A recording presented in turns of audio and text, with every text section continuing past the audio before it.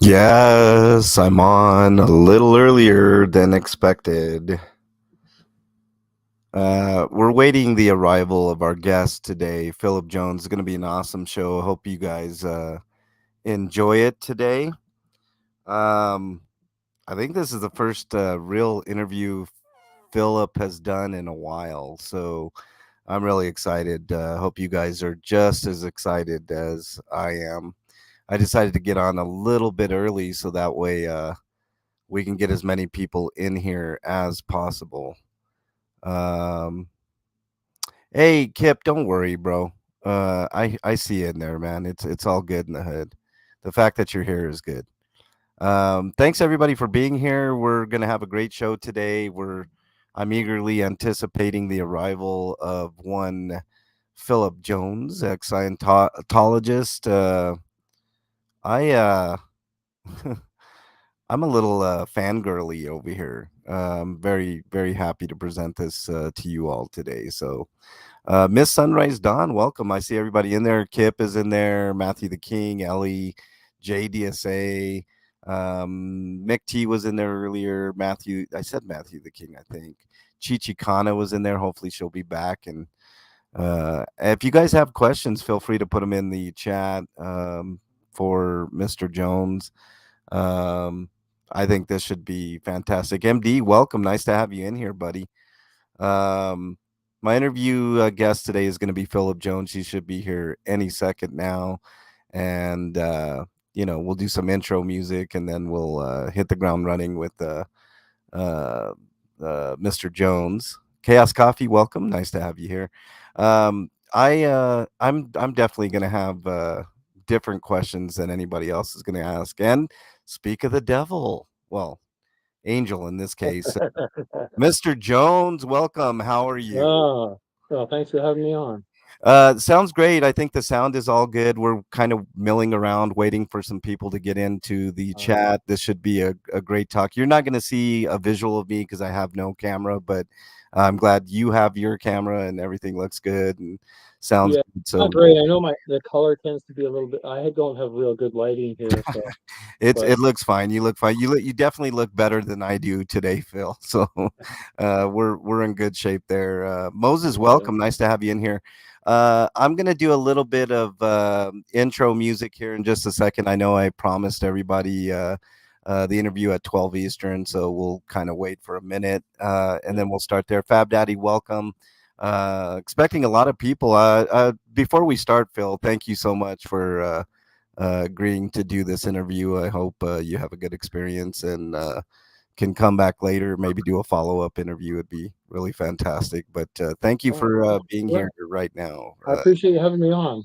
Just any chance to kind of spread the word and stuff out there. And I know you've been an activist for quite some time and a lot of other things as well. So, Yeah, I'm definitely interested to talk. yeah, for sure. Oh, I got a little bit of an echo. Let's see if I can take care of that on my side. Hold on. Let's see if you can chat with me. Audio. I do have echo cancellation on. Do you have echo cancellation on your end, Phil? What does that mean?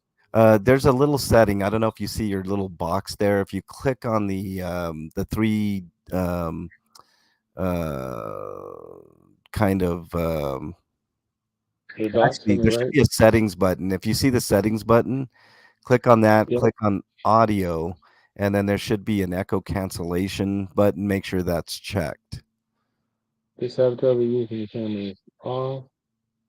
Um, you're talking about the three dots just No, no, next to no. my. Actually, there should be a settings. I misspoke. There should be a settings button, Phil. I don't know if you see that at the bottom of your screen there. Should say settings. I don't hear it Oh, here now. we go. There, I see it. Okay. So you want me to go to audio in there? Yep. Go to audio. Just make sure the echo cancellation is checked. It is checked. Okay, then we're in good shape. And I don't hear the echo anymore. It must have just been something that was Okay. cleared out. So we're good to go. Okay. Is the audio okay on your end, Phil? Before we get started. Yeah, I All can right. hear you fine. All right, perfect. All right, let's get started then. Let me do this intro music is kind of loud, so I do apologize in advance. But here we go.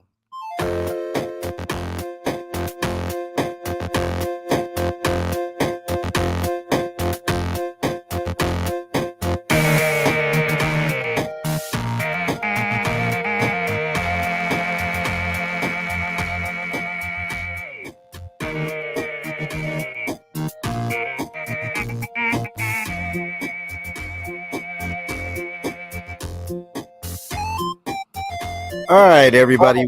Welcome to the MLH show. I got a special interview for you guys today. My guest that you see on the screen there is none other than Mr. Phil Jones. Mr. Jones, how are you today? I'm doing fine, thanks.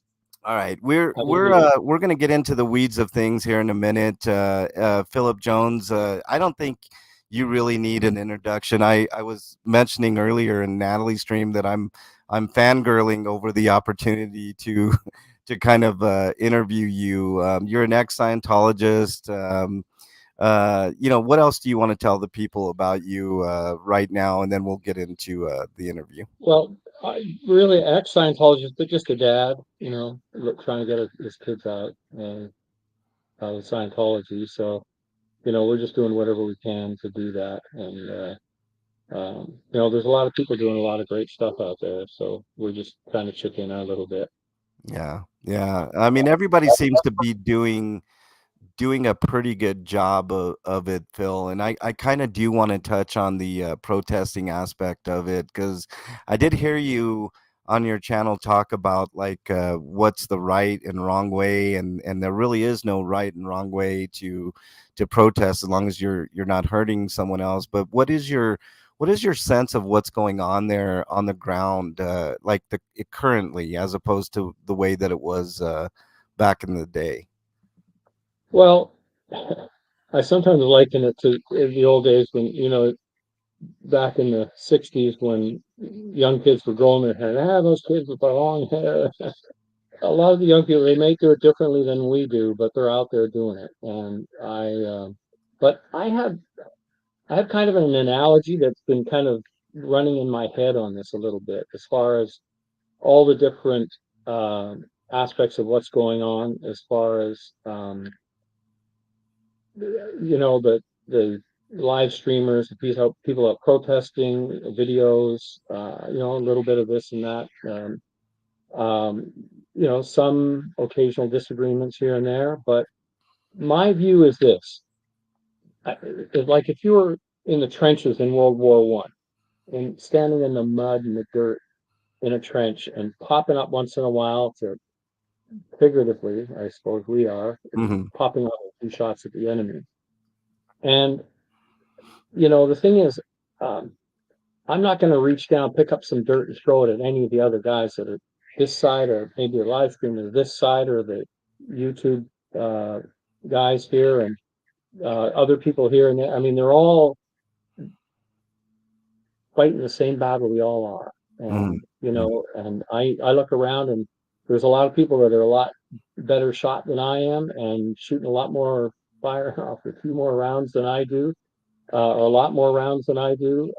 But we're all in the same trench, and we're fighting Hmm. the same enemy, and that is Scientology. So Right. um, that's my view of it, really. Uh, you know, I might I might like this guy on the left, my left, the guy on the right. But the thing is, we're all in the same battle, and it doesn't matter how I feel about what anyone else is doing, as long as they're out there fighting the fight. We're going to talk a little more about the protesting in a minute, but I know you've ad nauseum talked about your journey, and I don't want to, have you go through the whole thing, but a Cliff Notes version, Mr. Jones, of your journey to into Scientology and out of Scientology. Can you give us a little background, and then I want to talk to you about some things about specifically inside Scientology. I can I can talk a little bit more about my journey into Scientology. It's not necessarily a short little story. I've told a bit of it where, Mhm.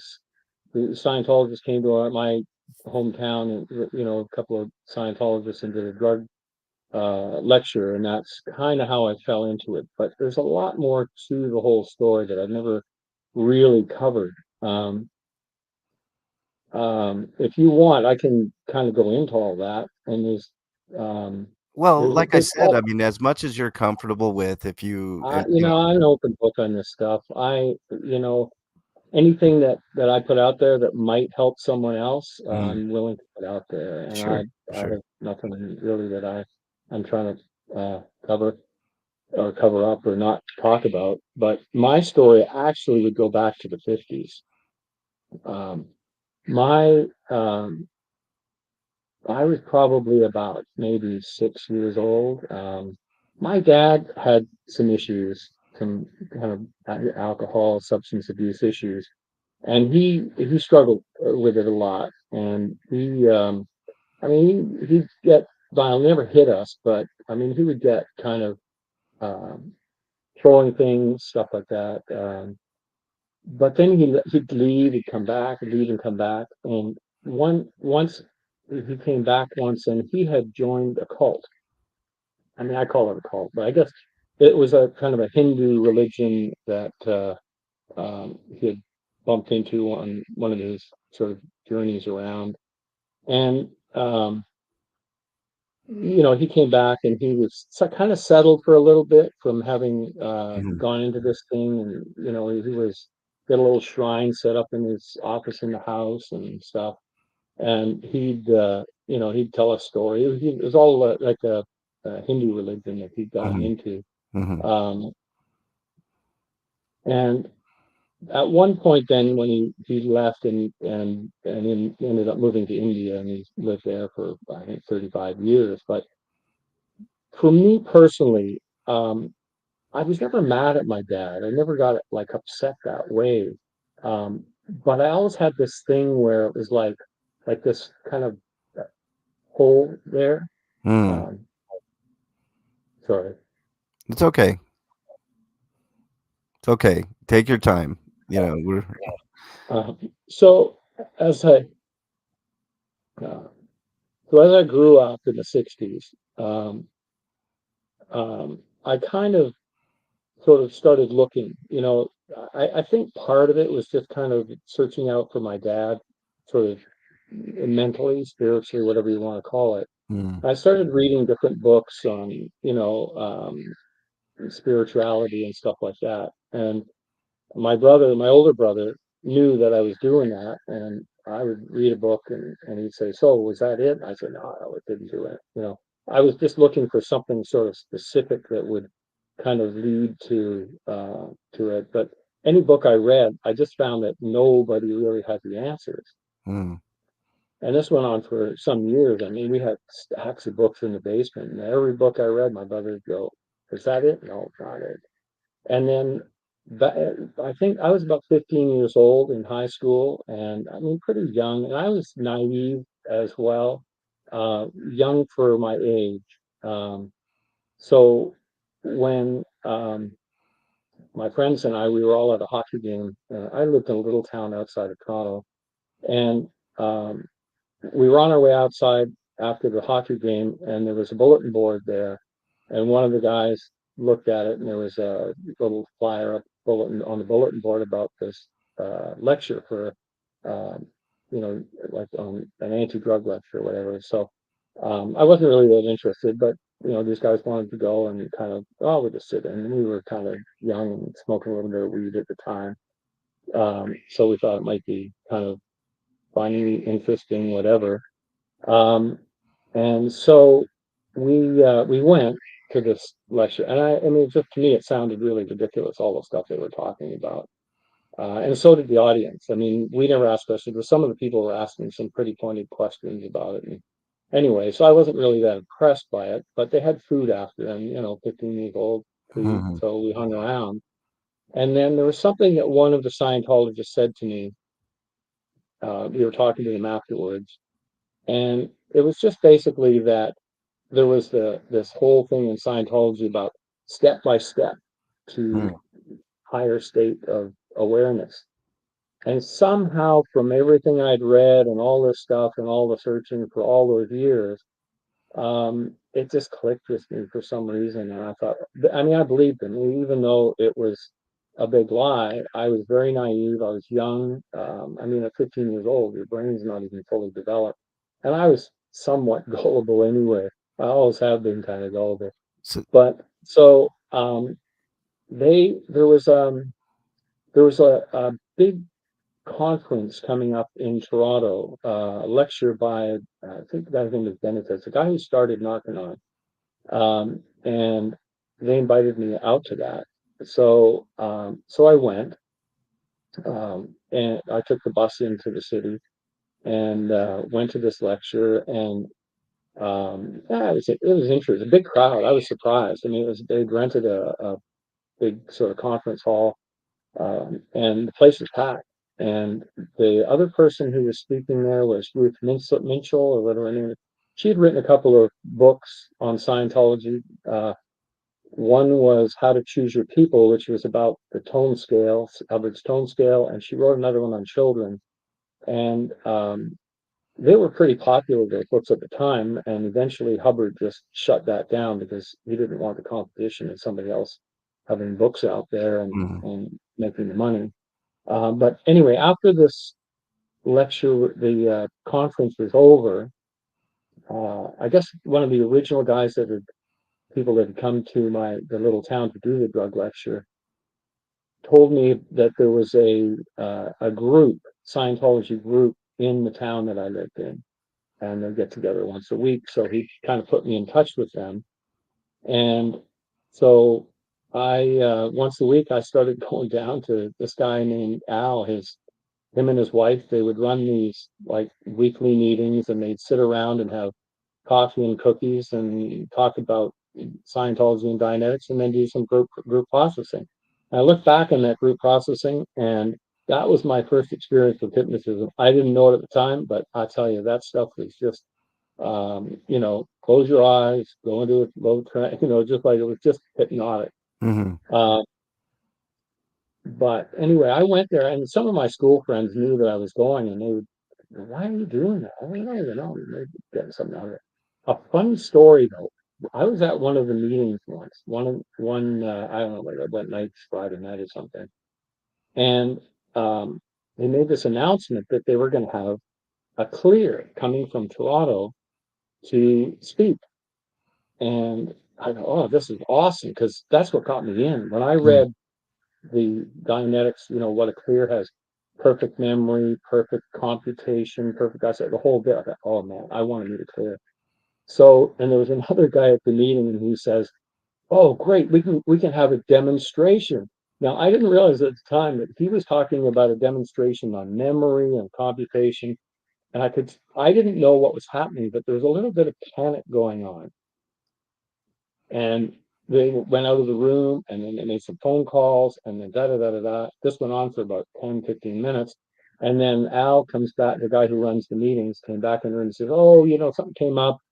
And unfortunately, this week, the clear is not going to make it.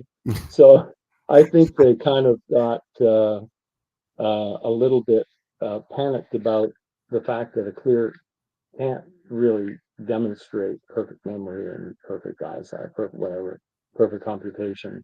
So one other funny story from this. Mhm. Um, I've seen this on some of the live streamers where they've seen a number of Scientologists who are terrible drivers. I don't know why that is, but it seems to pop up on a somewhat regular basis. Well, back in '69, when I was going to these meetings, and I uh, I remember I was sitting in the back seat of the car. My mother was driving, and we were coming up the main street in the town, and my mother starts sort of not swearing, but getting kind of irritated with the driver ahead of us. She said, what a terrible driver that guy is. I popped up and I looked out the front window, and oh my God, that's Al. he, he is a terrible driver.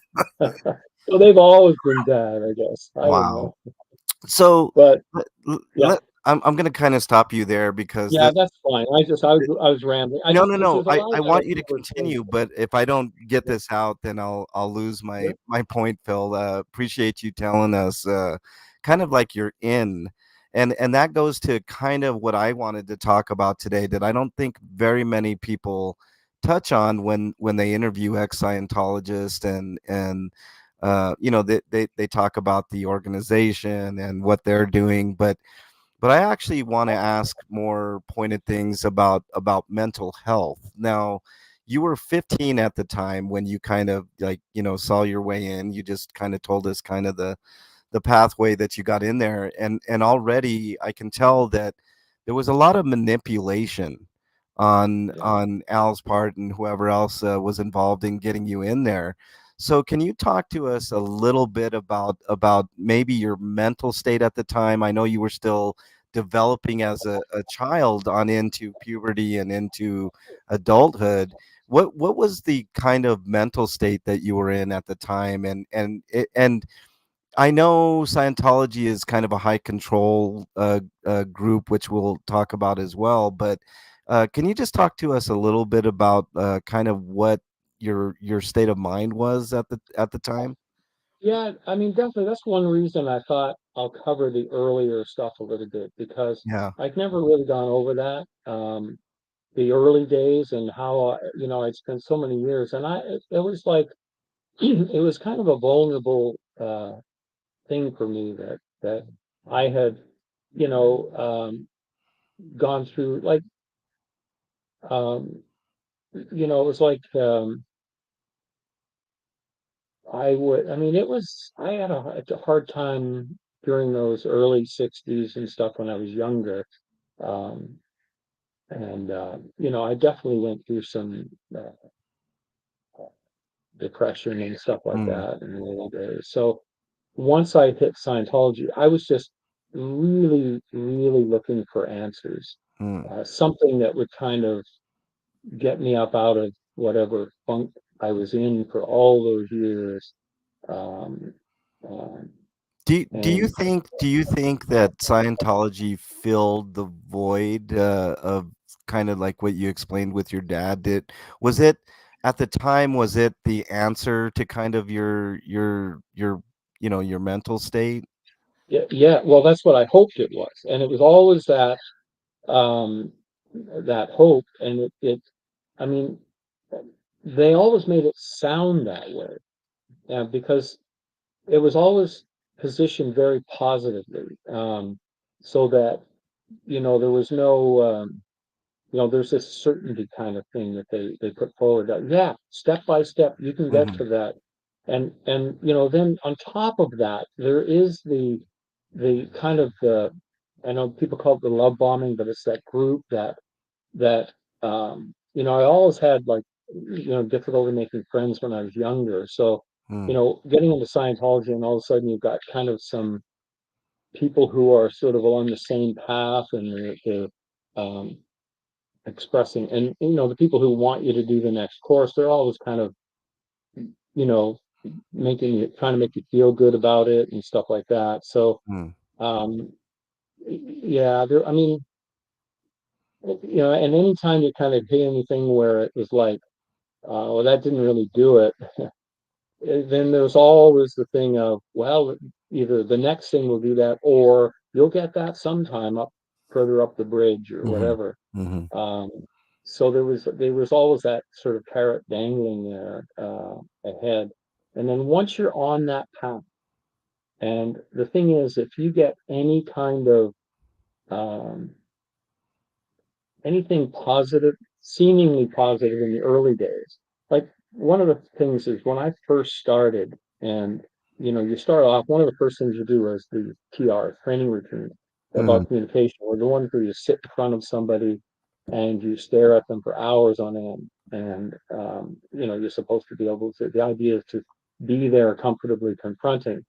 But what happens is you get into kind of this disassociative state, mm, and you kind of get this sort of floating feeling, and it's basically hypnotic euphoria. So, and it's a drug basically, because I guess the brain gives off whatever it's serotonin, whatever the one is that the brain mhm, gives off, and then you think, oh, okay, that, and then, and having done that, had that drug early on, which a lot of people get from doing the TRs, when you sit there for hours and hours on end, days, and day after day, eventually, a lot of times you'll get into this hypnotic euphoria from it for a mm, short period of time, but it doesn't take that much. It's just like your high might only last for 5 minutes, 10 minutes, but it's like this floating feeling of euphoria, and then you go, oh yeah, yeah, oh, if that's what it is, I want that permanently. So Hmm. and then you spend the next 40 years chasing that high.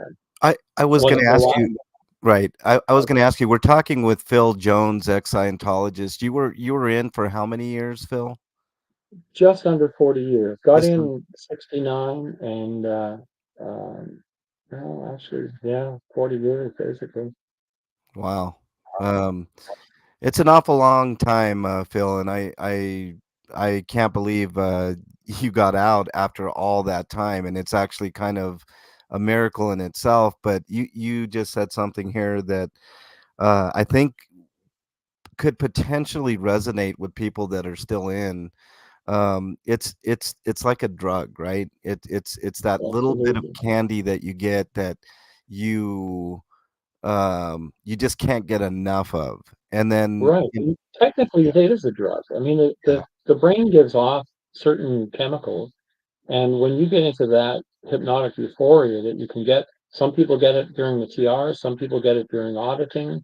I've seen people get these sort of blowout wins in auditing, and they have this glazed look on their face, Mhm. and they think they're just like, oh, I've had a big cognition in life, and Yeah. my Yeah. space is expanded and all that. But they've just hit that drug hit in their brain, and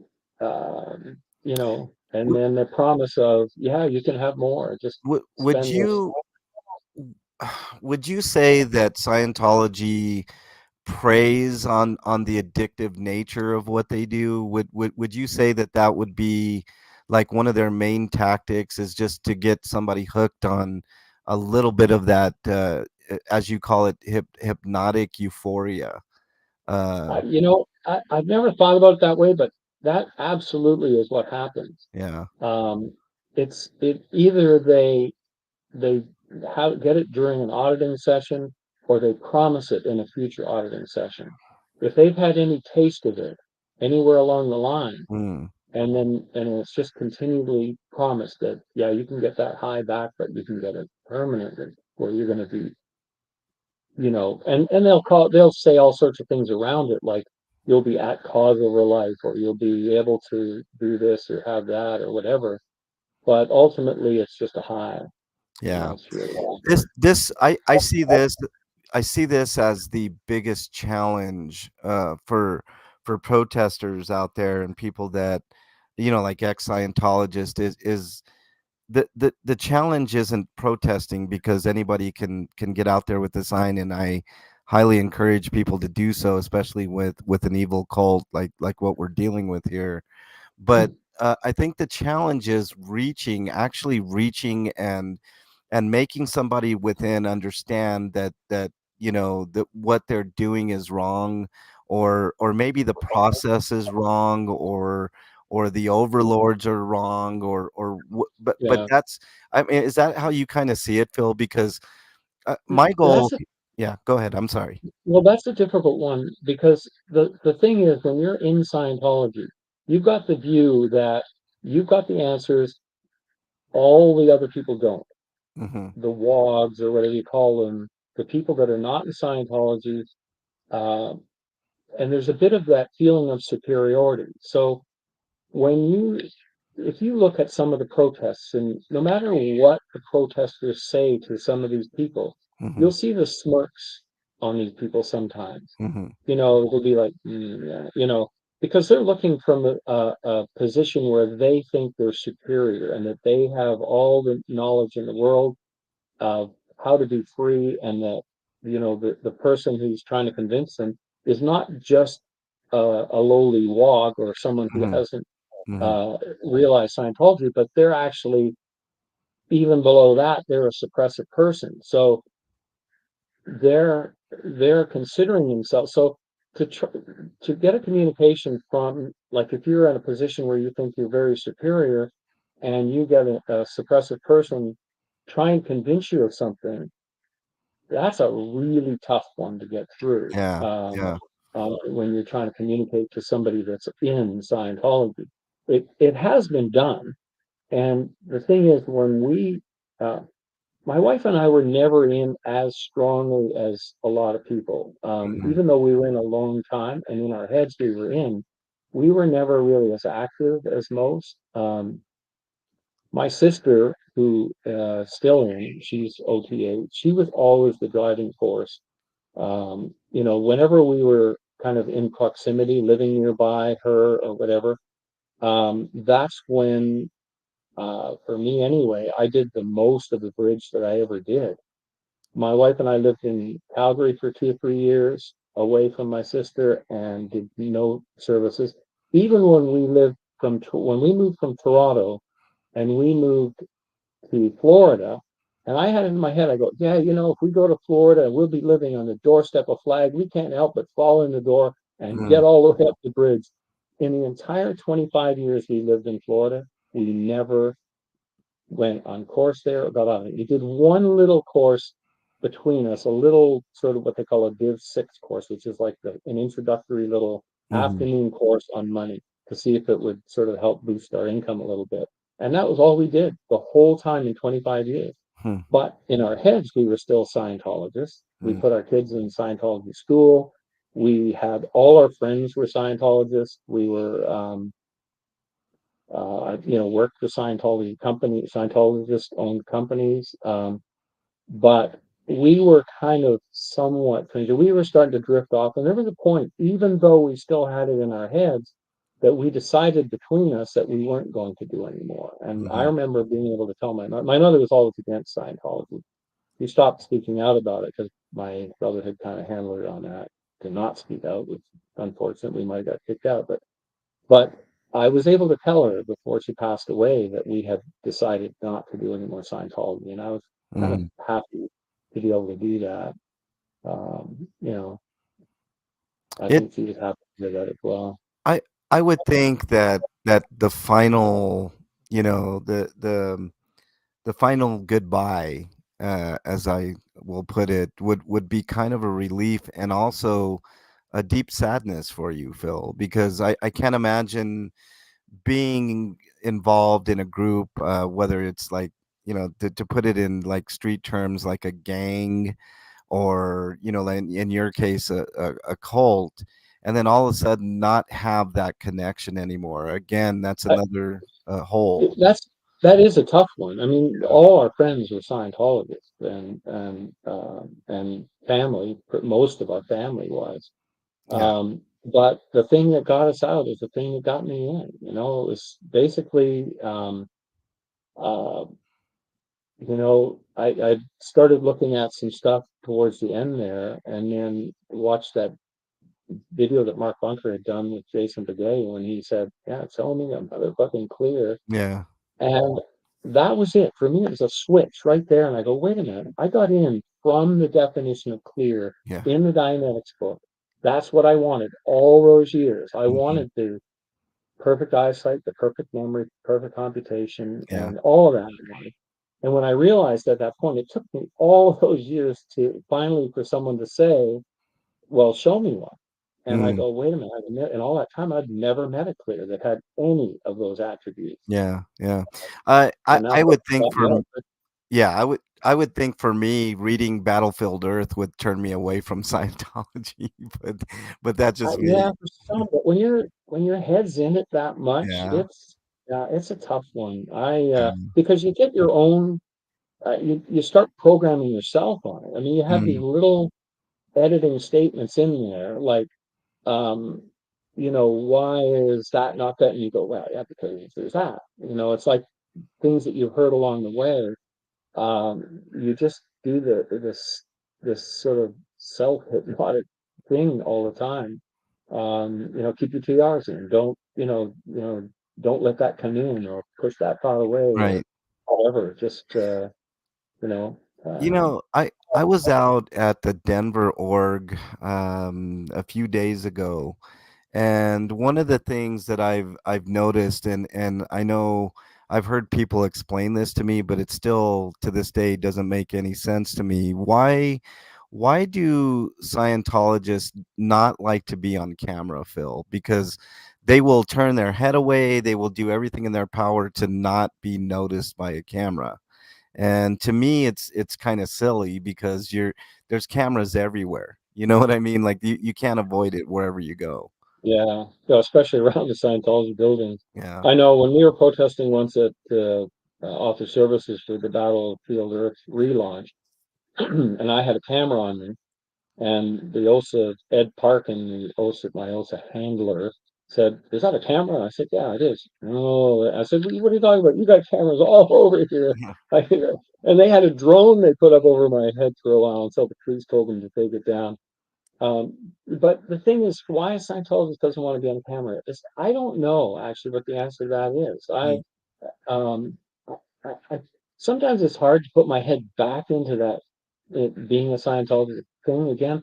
mm, It's I look back on it and I go, how how could I have my head in that space for so long yeah, and not see all the red flags that came up throughout the years? I mean, really, it just boiled down to um, you're on there's inertia. I mean, in yeah. life, there's a huge inertia in life, and you get on this track, you get your friends, business, everything involved in it, and you got your self-editing things going on, Yeah. and you just stay on the track and hope that down the road it's going to work out. I Um, think there's a cognitive dissonance when it comes to some of that, Phil. Like sometimes even in life it's true, if something is really bad and you know it's bad, but you just ignore it anyways, even though something is a foul there. It's kind of a disconnect between reality and what's really going on, and you just choose to ignore it because there's an old saying that the truth hurts, and yeah, and people don't necessarily want to go down that road. I've had to come up several times in life and realize some very hard truths about myself, about others, about family, about friends, about just things in general that you don't want to believe are true that are, and you just simply yeah. ignore it. And I think that's a lot of what's going on with people in. Yeah, and that's something that everybody probably runs into to some degree. But then when you're in Scientology and you add on all of the conditioning on top of that, Yeah. every course you do, every training drill you do, all the auditing you get, it's all designed to uh, condition you and mold your brain Mm, into thinking a certain way. right. And that's what cults do in general. I mentioned high control earlier. And Scientology is definitely near the top when it comes to high control. I mean, their tactics are legendary when it comes to harassing people after they quote unquote get out and stuff. Have you experienced any of that, Phil? Like, have you had personal attacks against you after Oh, you've gotten out, or oh, definitely. I mean, yeah, they've got a hate page on my wife and I, and they can hate me, but my wife is the sweetest person yeah, you ever want to meet. The fact that they have her up on their hate pages is just bizarre. mm, But we've been not lately. But in the past, we were followed by private investigators. We were harassed and stuff mm, and that. But the only thing I've seen recently, but I don't even know if it's just my wife and I tend to get up early sometimes to watch the sunrise, and we'll sit for a few minutes in the dark with the blinds open, mm, waiting for the sun to come up. And we were sitting there one morning, and somebody walks off with our trash, and kind of going. I've heard of sometimes that happens with OSA picking up the trash that are yeah, higher MPIs. It was just bizarre. It wasn't the recycling. They left all the cans in the yeah, recycling bin, but took the trash bags.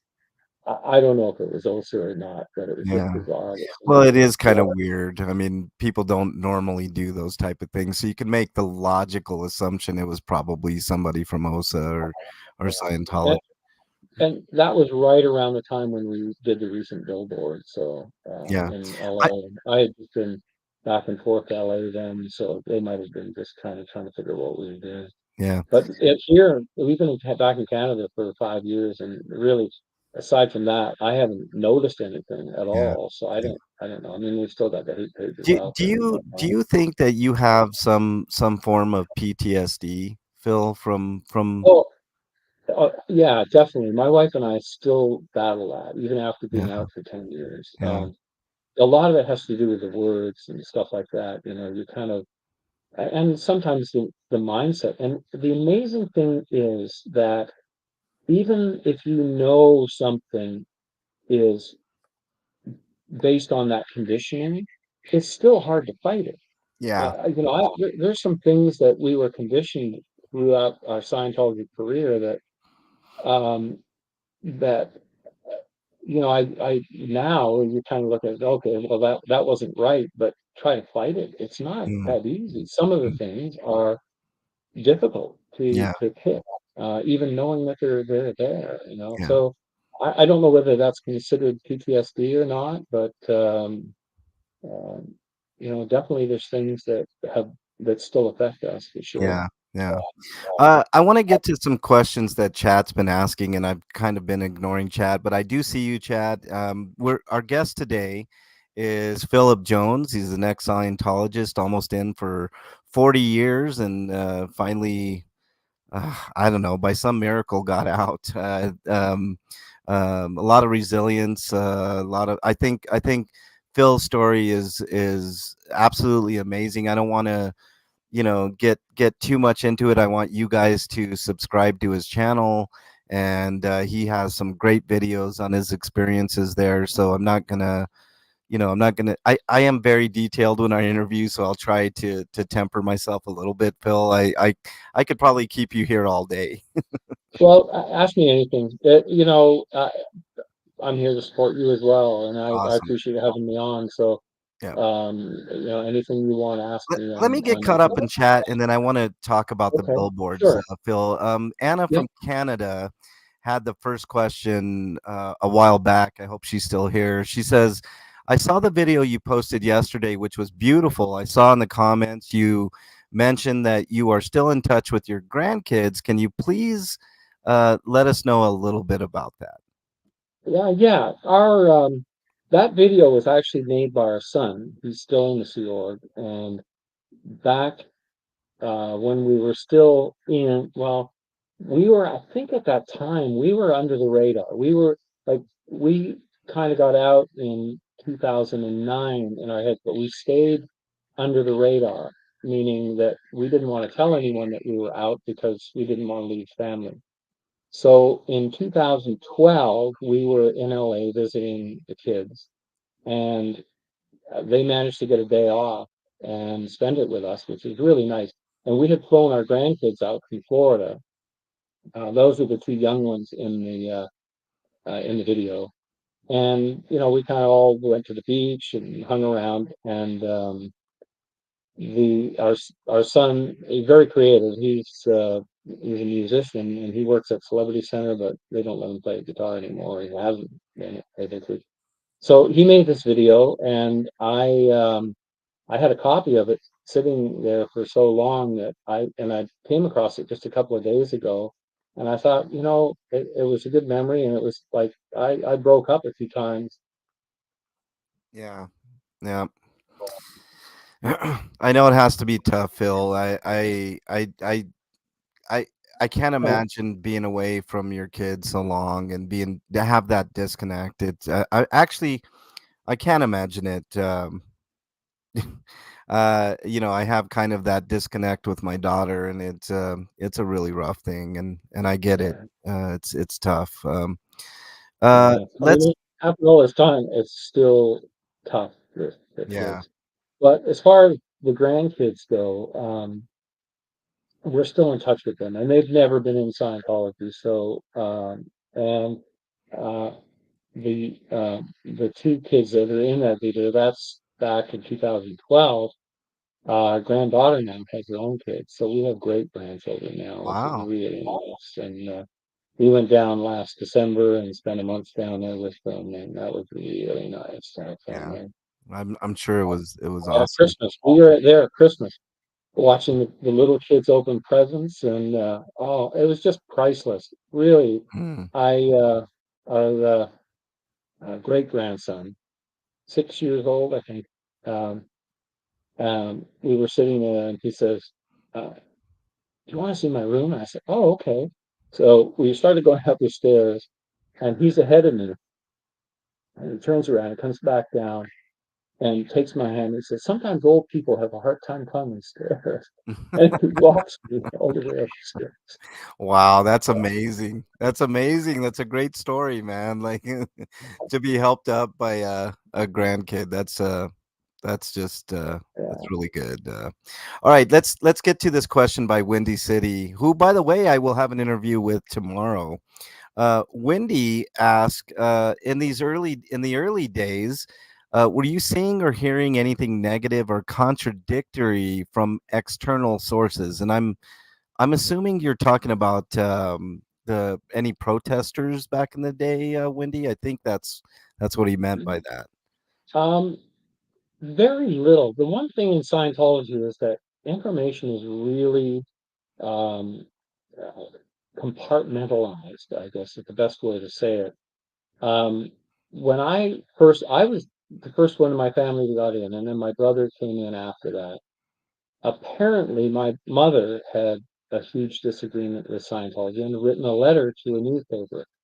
And my brother was the one sent to talk to her about it. I wasn't even told about it. I guess they thought that I was maybe not quite as strongly in as he was. He was like from day one when he was in, he was more committed than I was. Um, and then there was also Nan McLean. I think they were doing well, actually, the Scientology was going to go and do a protest at her house. I think they were doing this sort of mock funeral thing. It was just bizarre. Mm, And I just refused to go on it. It just seemed kind of crazy to me, and I didn't mm, go on it. But as far as from the outside, negative information, I don't recall there being any protests. It wasn't the same, and there was no internet, and you get kind of conditioned to not read newspapers or negative stuff in newspapers because it's drilled into you, like newspapers are just all what they call N theta, which is negative, negative, yeah, the opposite of good, which they consider theta. yeah. Um, there might have been stuff. I mean, that's in the early days. By the time I saw some protests, I mean, I was even during the Lisa McPherson protest, Mhm, during the when the I was working in the same building as the Lisa McPherson Trust. I had no idea what they were doing. I mm, That's how compartmentalized it was. I knew there was sort of protests going on, but was never told what it was about. Didn't Never heard the name mm, Lisa McPherson. And they were literally right next door. I was working at Flag Renovations and in that same building in another office, and I saw them, Lisa McPherson truck guys walking back and forth, had no clue yeah. that that Mm. was going on. It's just Scientology. There's a lot of this sort of focused attention, and you get these blinders I was just going. about ready to say it was kind of a blinder type Uh, situation, where that's exactly what it yeah, is. yeah. The blinders, Uh, mental blinders. I'm gonna follow up with another question. I think you already answered this, Phil, but Wendy also asked, did you think only you had the answers personally through self-awareness, or was it constantly drilled in? I think you kind of answered that. It was more of a drilled in. Well, yeah, but it was a bit of a combination. You do think, well, at least I remember in the early days, at least, I did think that I had the answers, even though I hadn't really learned all the answers. I felt that I was in a position where that was where all the answers were.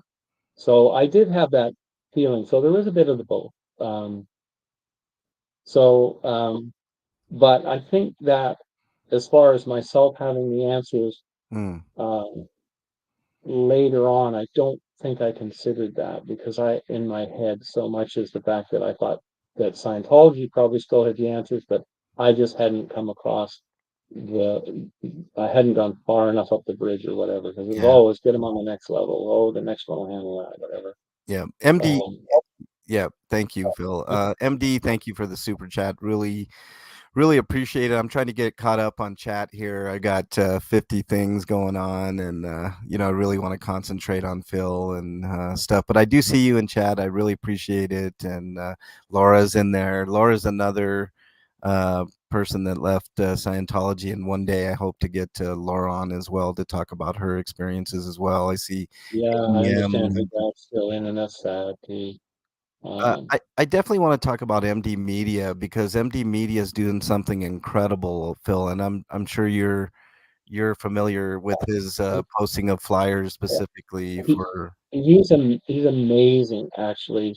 I so admire what he's doing, and I'm so thankful that he's getting the word out Yeah, yeah, constantly. And I know it's a battle because Scientology's out there, and he'll put them up, take them down, but they're out there, and I think that it's going to make a difference. When we did the original billboards back in 2016 or something, um, we did ended up getting a call from our daughter and from my son. It was basically to kind of stop us from doing it, but it does make a difference, and eventually it'll get through there, and they're going to want to put a stop to it. And I'm looking forward to that phone call saying, yeah, you need to stop that guy from putting those posters up.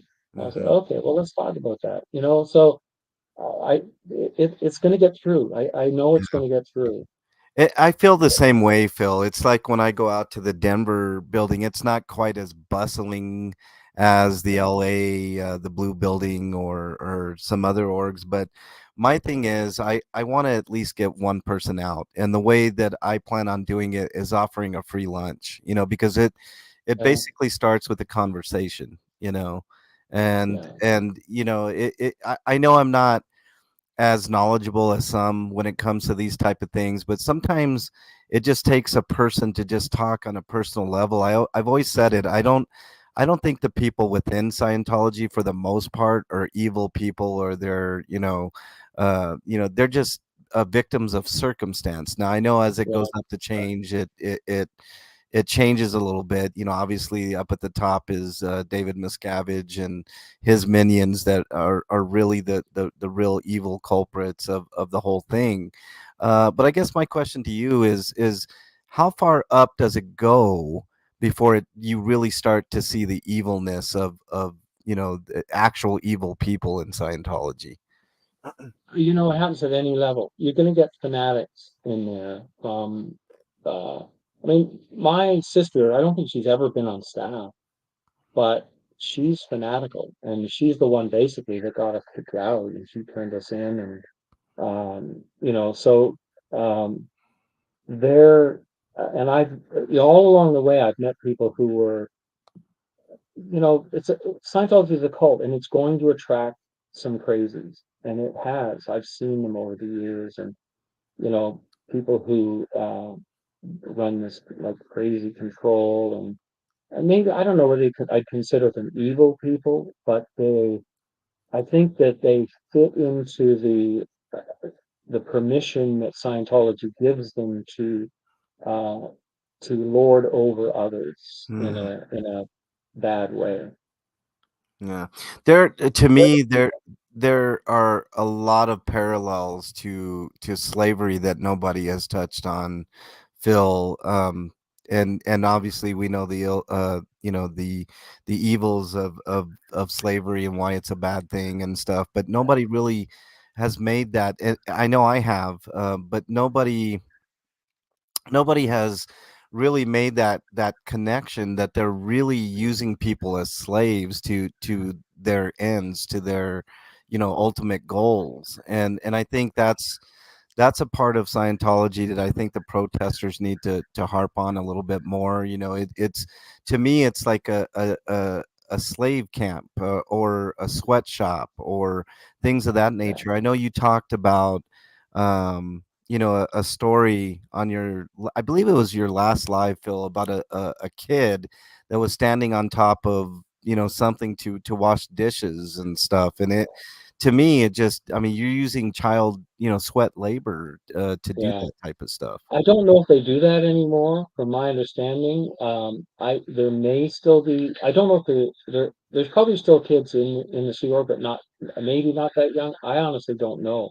It's been so long since we've been around. I mean, really, we've been out gone for 10 years out of there. Mhm. So, but I would imagine there's still kids at 14, 15 years old Yeah, going to the Sea yeah, Org. You know, if their parents are either in or giving, giving them the kids over to the Sea Org. So, I mean, that's young. yeah, I look back and how I was at 15 years old, and I was a young 15 years old. I was like really naive yeah. and Well, you don't know anything as a 15-year-old, even if you're a no, hardened person uh, on the streets, you really yeah. don't know much. Let me get So to yeah, sorry, Phil. Let me get to a yeah. If you comment need here. any questions, it's fine. Yeah, I want to take care of Chad as well. But Leanie G has a comment said regarding the camera, do not get caught granting an SP any kind of beingness, fear of being caught smiling at you, engaging in any way.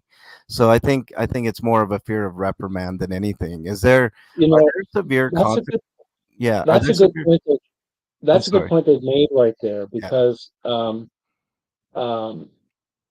I sometimes say that some, like a Scientologist, might be more afraid of what Scientology would do to them rather than of the SP if they talk to an SP. Like if they were to have a conversation with you, if you went up to them and said, "Look, will you have a conversation with me?"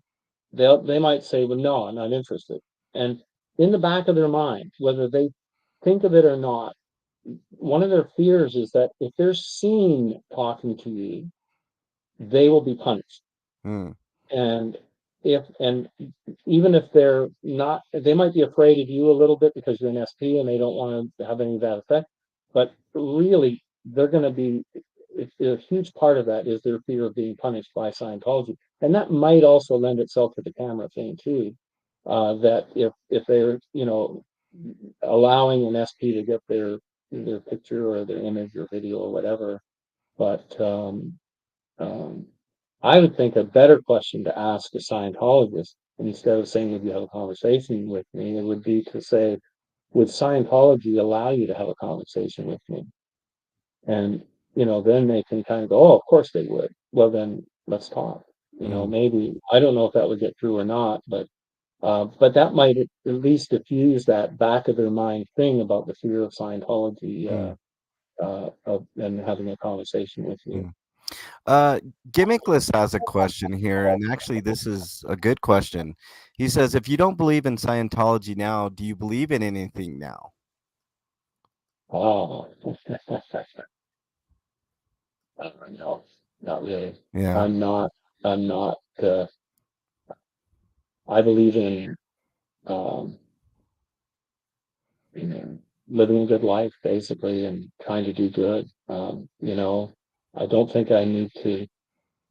See, the thing is, too, in Scientology, the deception partly is that it's stated that it's a science of the mind or science or scientifically studied whatever.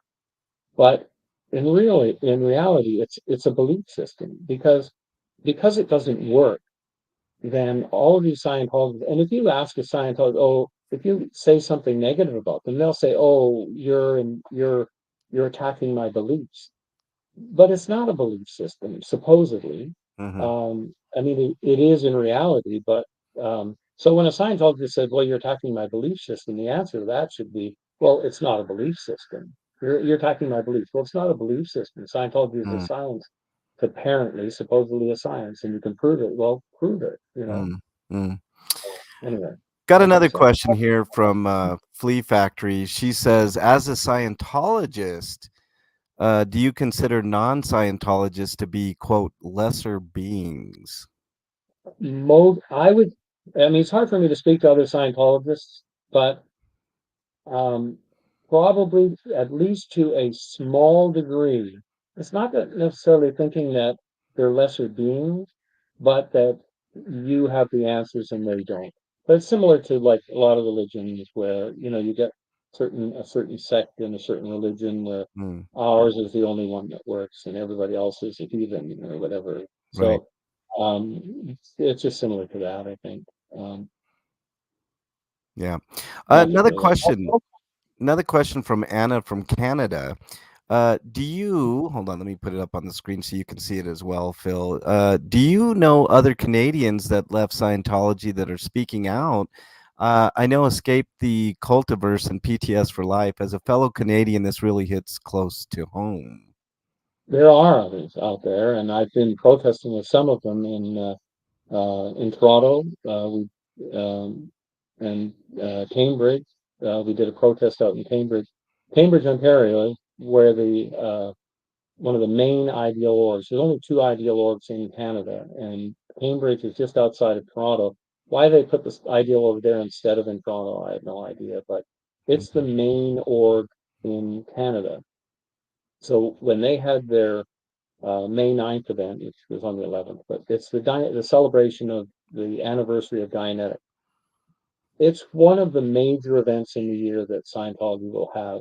Not necessarily the biggest, compared to the IAS event or the LRH birthday event, but it was always a pretty big event in itself, where they would rent a hall and they'd have all event speakers and whatnot.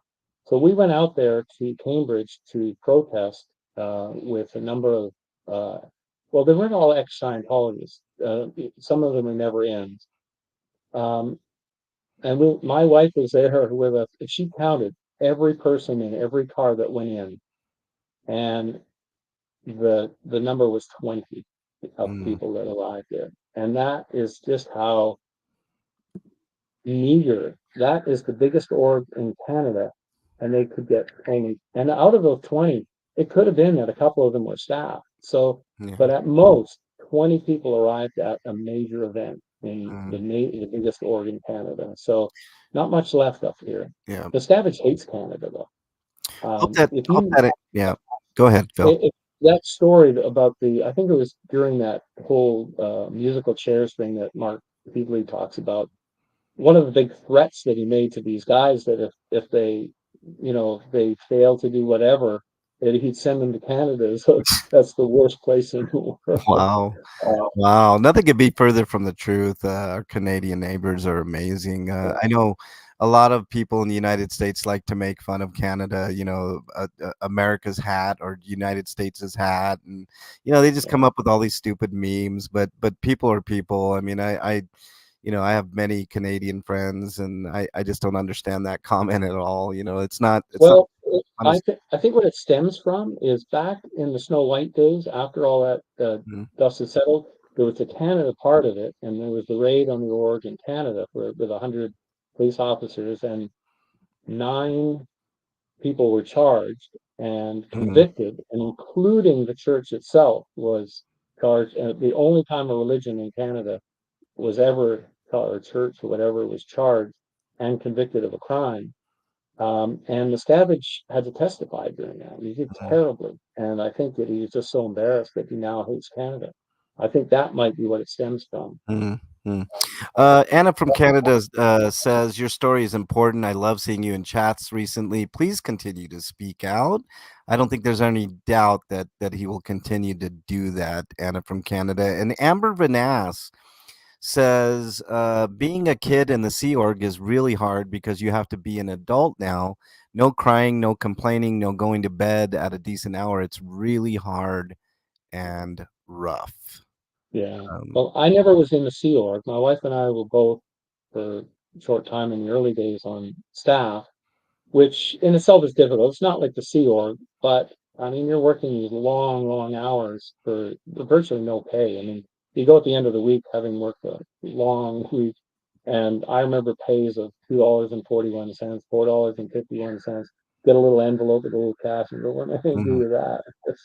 So, um, uh, not an easy run, but the Sea Org definitely is a tough one, where Yeah, you're basically trapped in there yeah. somewhat. Yeah.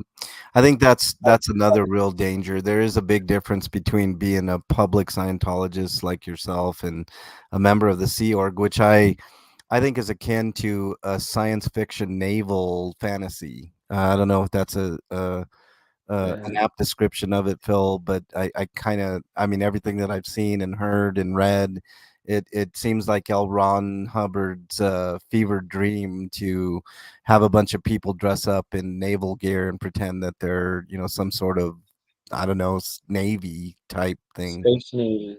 Yeah. Yeah. Kobe Space Navy. Yeah. Yeah. Anna from Yeah. Canada, thank you for the 5 gifted memberships. I really appreciate that. It definitely helps. The channel helps me bring you guys interviews like the one I'm doing right now with Philip Jones. He's a an ex Scientologist, was in for almost 40 years, and we're happy to have him share his story and stories about Scientology. Phil, I wanted to talk about the billboards. Whose idea was it to get a billboard going, and where was it placed at, and what was the purpose of the billboard? Are you talking about the recent one or the ones we did back in the Uh, colony? let's talk about the one back in the day, and then I do want to talk about the recent one because I think there was a little controversy with that, if I'm not mistaken. You can correct me if I'm wrong. Um, the back in the early, well, I guess what year did you start? I guess 2015, 16. Um, when we were out, my wife and I had left Florida and we moved to Las Vegas, and we had some friends in LA who introduced us to uh, uh, a, a production company that was doing a show. It's a kind of documentary show on Scientology for A&E. Not This was not Leah's show. It was a little bit prior to that. It never aired, but they filmed it all. They had it all in the can, and the lawyers approved it, and then they put it on the shelf, and that was the end of it. But during that time, we were protesting, trying to uh, get in touch with our kids. And one of the reasons we moved to Vegas was to be closer to the kids, that we could just Hmm. drive there in a few hours from, well, 4 hours, and we'd go around to, Celebrity Center where our son was, and just try to see the kids. And so once we got connected up with this TV show, we would start going down there with cameras in tow. And we were trying all sorts of different things, and we had at that time we had come up with the missing posters as well, similar to the ones that MD Media was putting up. Hmm. And we put them all up around Celebrity Center, handed some out around there. And then um, we were, I mean, it's really frustrating just because you just can't get through. I mean, Scientology just locks it all down. And then uh, we were trying to come up with what to do next. And um, there was a few people had mentioned billboards, and I didn't really know that much about them at the time, but Hmm. I thought, you know what, we need to come at this bigger. So I started researching the whole thing on Billboard, and uh, there was a graphic artist a really good graphic artist, who agreed to do the artwork for it. And we had contacted a few billboard companies about some pricing. And then I started, and we didn't have the money. I mean, we were out when we got kicked out of Scientology. We lost everything, including all our business contacts, everything. So we were kind of living like college kids. So I was trying to raise money, and I had raised about maybe $70 for this billboard that was going to cost 4 or 5 grand a month. And so then Tony Ortega agreed to post it as a story on the Underground Bunker. And within a few days, we had enough money to cover at least a month of the billboard. So we signed up with one of the billboard companies, and I know there's some people who say that we shouldn't have kept on talking about it, but the thing is, I knew a guy with one company, and they were going to do it no matter what. But we went through a couple of other companies that, when we sort of posted the fact that we were going to put a billboard up, that Scientology would go and threaten them. One company, I think, so according to what my contact at the billboard company said is that Scientology had offered to buy up all their billboard space within a 5 mile radius, which would be like millions of dollars, just to shut it down. So anyway, those two companies we ended up not going with, and then the company that stuck with us, we put that billboard up, and then when we went down there for the launch, I was surprised. I thought, just be like three or four of us down there with the billboard going up, but there was a whole news crews, like media scrum. I was standing surrounded by like half a dozen or a dozen TV. There was like um, uh, oh, I can't remember all the different ones that they were there. And then we got invited on to Good Morning America, the Today Show, Wow. um, and BBC and Southern America. I mean, it was just all over the world. The press went everywhere, and we were on some of the local LA news shows, doing interviews, and I was doing for the next few months radio interviews, press. Um, I think even in Daily Mail we were in at one point. I mean, just everywhere. It was just, um, and so we had that one go up, and it was up for I think 2, maybe 3 months, and then we went and did one in Clearwater, and we uh, we got that one up for I think only a month. The day that it went down, the next day, Scientology put their billboard up on the same spot that we had ours. They were just waiting for us to go. Yeah. Um, And then we went and did another one in LA, right near the Scientology Media Production, Hmm. just half a block away. You could see the Scientology Media Productions from there. Um, and so, um, it really, I think, um, I think that it kind of opened up the whole subject of disconnection, Mm. because the billboard read, "To my loved one in Scientology, call me." Because initially we were putting out stuff for our kids, but Hmm. when we started doing the billboard, and when I was talking to the graphic artist, and we thought, well, let's put, there's so many people that have had their families broken up. We started putting together all of these images, and like dozens and dozens and hundreds. And at first we had all these pictures of all these people on the billboard. I thought, you know what, we have to go to every single one of them and get permission. And so anyway, I talked to the graphic artist. I said, let's blur them so that shows how many there are, Yeah. but we don't have to like have their images on there so much that we have to get permission to each and every one of them. Yeah. So, and then I set up a website that we had on the bottom. The the billboard company, the first billboard anyway, they said for some reason, I don't know why, maybe it was a legal thing. They wanted to have me to have my name on it and saying that it was me putting it up. I don't know for whatever reason, but that billboard, I think it just brought a lot of awareness to that whole subject of Yeah. disconnect. So, and the design from the graphic artist, I think it was a brilliant design, and he's an incredible designer.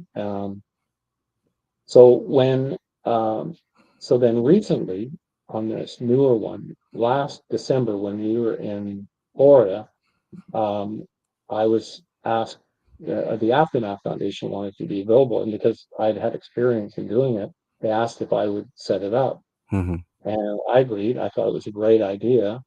And so I contacted the graphic designer again, and he agreed to do a design for it.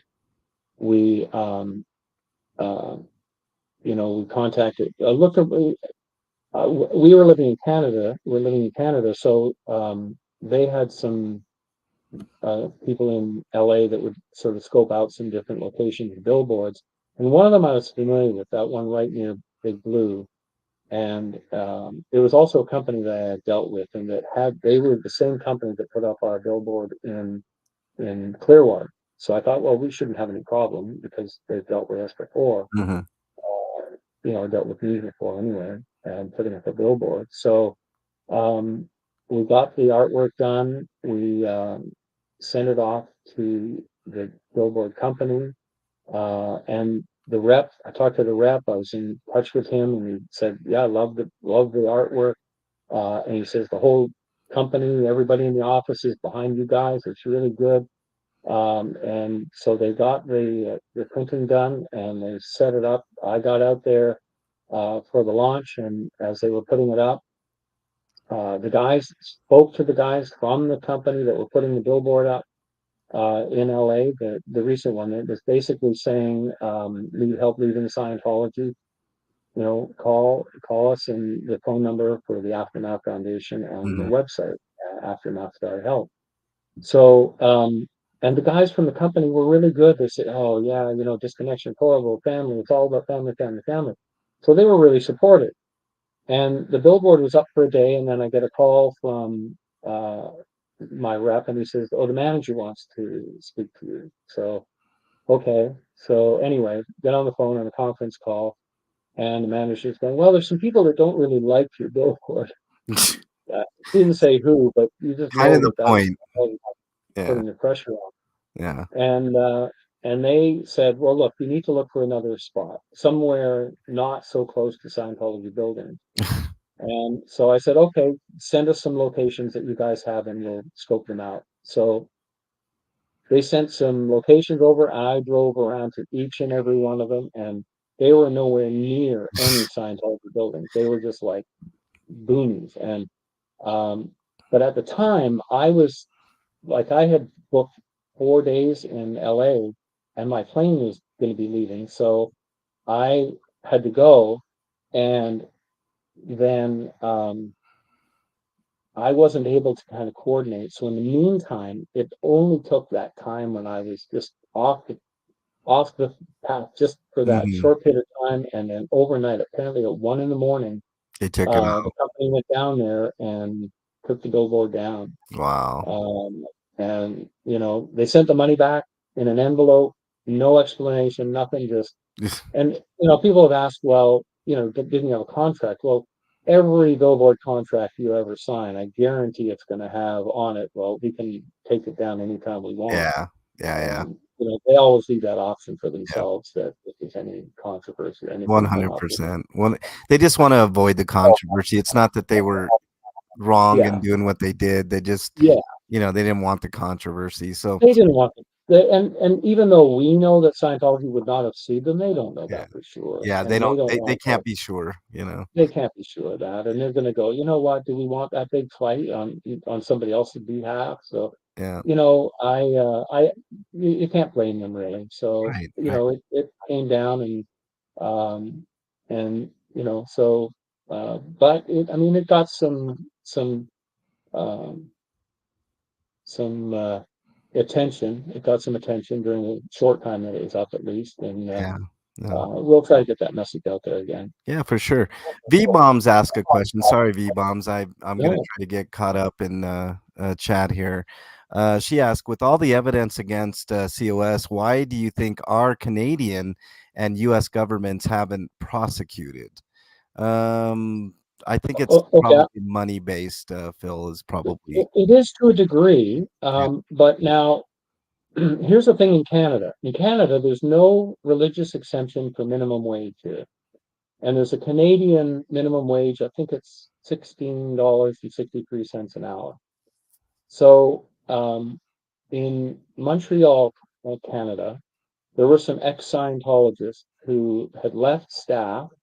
They were staff members, and they sued Scientology for back pay and for overtime and for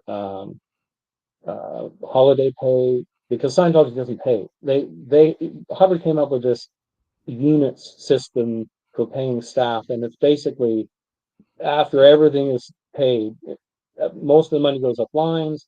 Some goes to rent, some goes to this, books, this, that. Whatever little bit is left over, those Mm, few pennies might go to staff members, but certainly not minimum wage or anywhere near. right.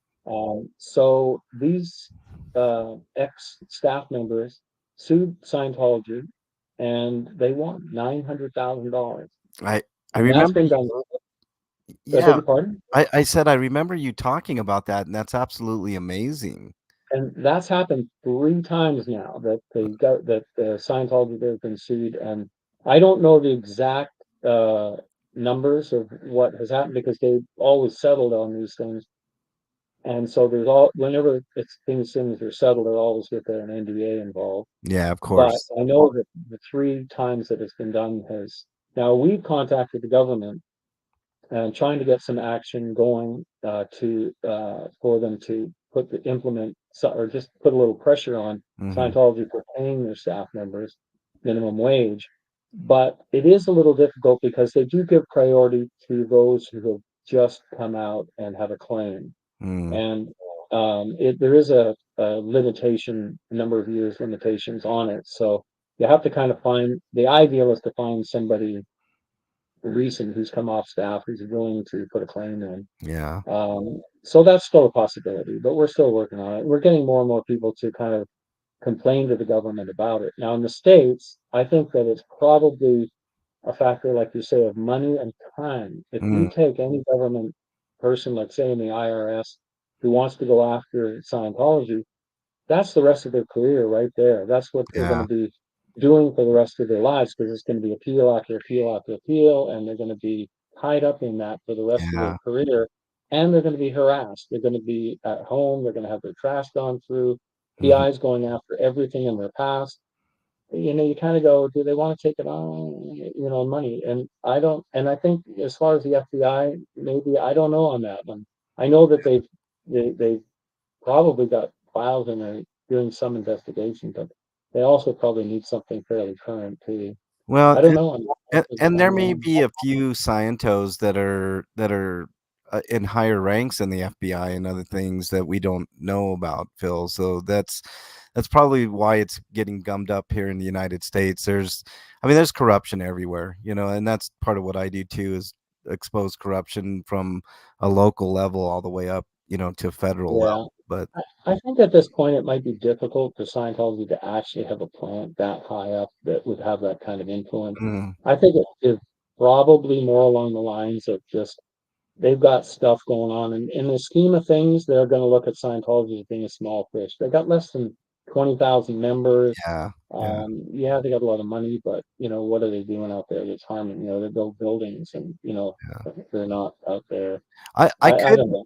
I could make the argument that they're actually hurting the economy because they don't do anything with those buildings, And so yeah, I mean, and that would be definitely an argument for the IRS to get in there yeah, and do something. But yeah, hopefully, maybe someday, hopefully that'll happen at some yeah. point.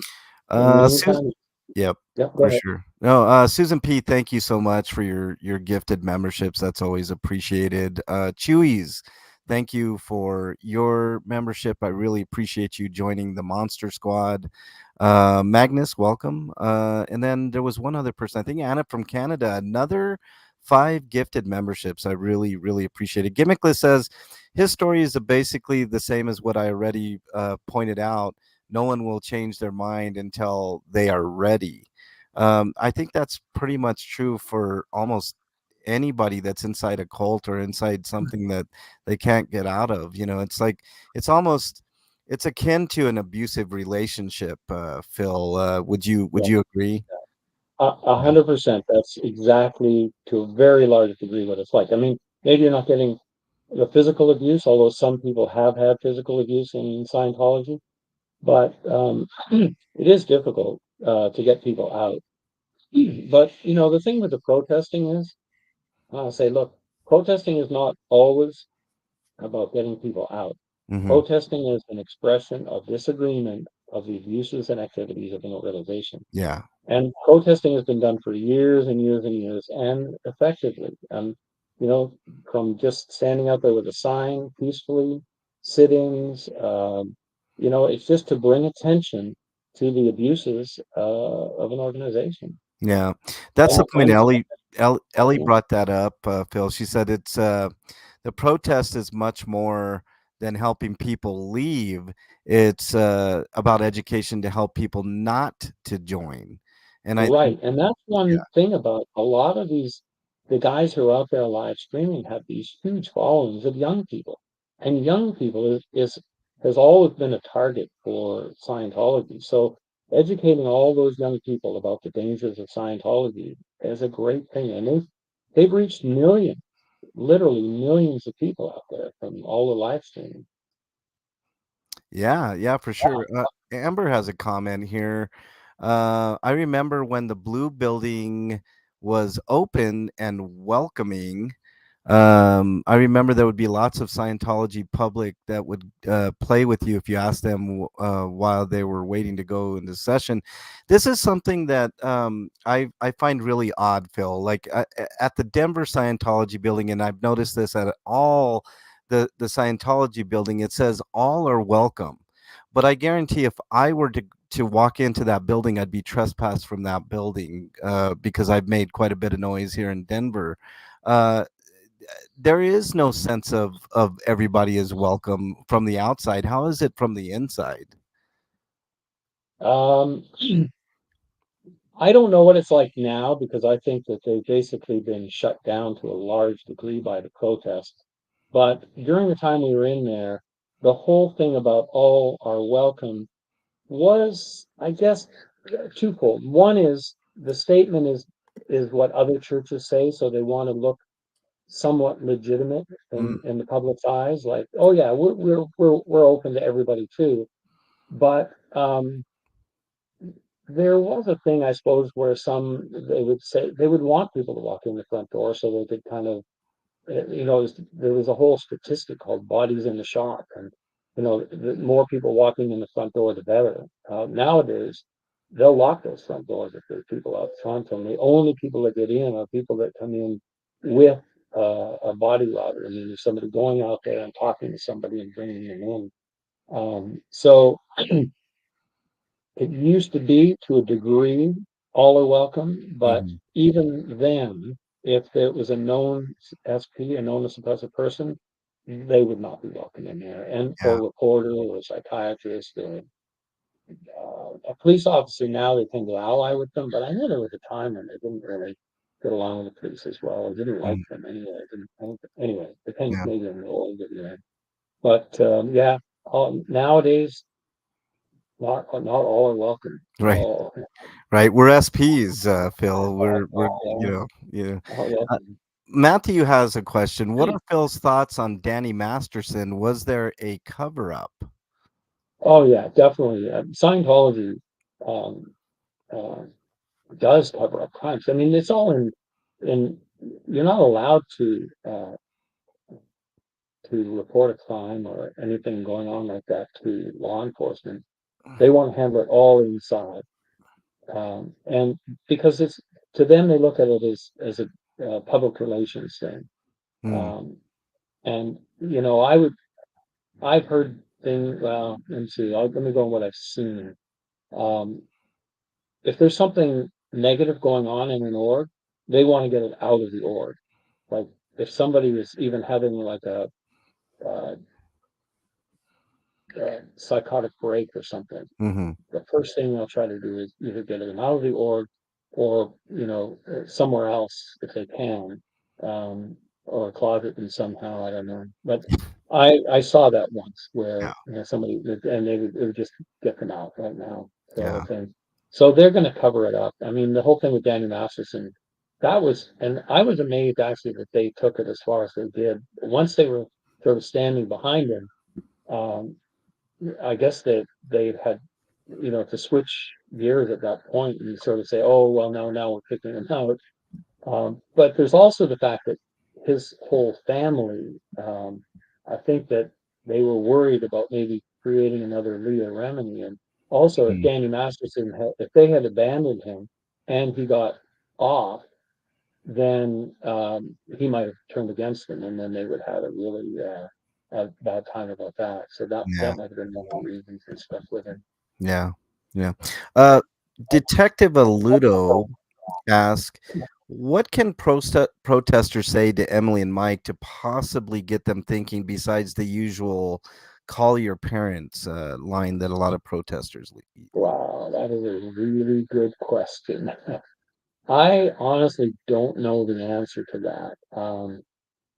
I mean, yeah, I I sort of go along the lines of hoping that if enough people say that eventually they will call their parents. But so Mhm. far, that hasn't happened. Back last year, I think it was, our daughter was at a trade show in Tampa, and so I we had a message I wanted to get to her just along those lines, Mhm. and Aaron took the message down for me and handed it to our daughter and talked to her for a few minutes. But I saw the video of it, and I could just tell that she was just not going to buy into any of it. Mm. She's just too conditioned into it, or maybe just also afraid. You know, she gets watched pretty closely. So I honestly don't know what the answer to that is. To say to the kids to actually get them to, you know, I mean, when I did talk to our daughter that one time about this connection, I said, let's not just something along the lines of not supporting Scientology disconnection and that there's thousands of families that have been broken up. I don't know. Maybe something along those lines of call your parents or just I don't know. Maybe something like yeah, I don't know. I have to. I've struggled with that one. I wish I knew. I really wish I knew the answer to that. Mm. Yeah, it's a tough thing, for sure. I don't think there's a real answer to that. I think if if we just continue to do what we do, eventually something will get through. So Yeah. different tactics are always welcome. Ellie says something interesting here. It's just more of an off-topic thing, but she says Scientology is not a religion; it's a pyramid business scam. So I want to ask you this, Phil, and this is something I wanted to touch on. Like most religions have like rituals or masses or things of that nature, and I never hear about any type of thing coming from Scientology. Is there do they actually practice a religion, Phil? No, no, not really. I mean, they'll say they have Sunday service, but they only do that to make it look like they're legitimate. In fact, funny enough, in the Cambridge org, they promote Sunday service, but on the Sundays during Sunday service, when they're supposed to be having their Sunday service, they have rented out their chapel to a Christian organization to have their Sunday service there. So their parking lot looks full, but it's not with Scientologists during their Sunday service time. Um, but Sunday service for Scientology is basically if anybody shows up, if they show up at an org Sunday service, there might be one or two people, maybe three people sitting there, and a person will get up there and do some group processing, like, look at that wall, thank you, put your hand up in the air, do the thing. It's just all the stupid, Mhm. stupid stuff that doesn't make any sense that group processing kind of does, and that's it. And they might read something from Hubbard, like a quote of something, that Mm. I don't know. They're just, Yeah. and that's it. They don't really, and it's only to make themselves think that, make others think that they are actually a religion. But Yeah. Scientology is about, well, it used to be mainly about selling auditing and training, Yeah. and it was all about that. And then it became selling IAS membership and then building fund account and all these donations for statuses and stuff. And now it's become more money gets donated for all that kind of stuff than it does for auditing and training. Mm. I know Because they don't have, Tori Magoo talks about her $1 million that they owe her, and I know that's I mean, it's financially devastating to almost anybody that gets in. I liken it to like a black hole on Earth. You once you get in, there's a tractor beam sort of effect, and once you get in, your money is just non-existent anymore. they suck everything out and Yeah, they're so good at it. I yeah. mean, when I was young and I got in, I mean, I had money. I was a saver. I had invested money. I had my college fund that my dad ended up putting aside for me. I had a couple of inheritances, one from my Mhm, grandmother and one from my uncle. They got every penny of it, every Yeah. penny of it. Not all at once, but they got it all Yeah. for their Yeah. share.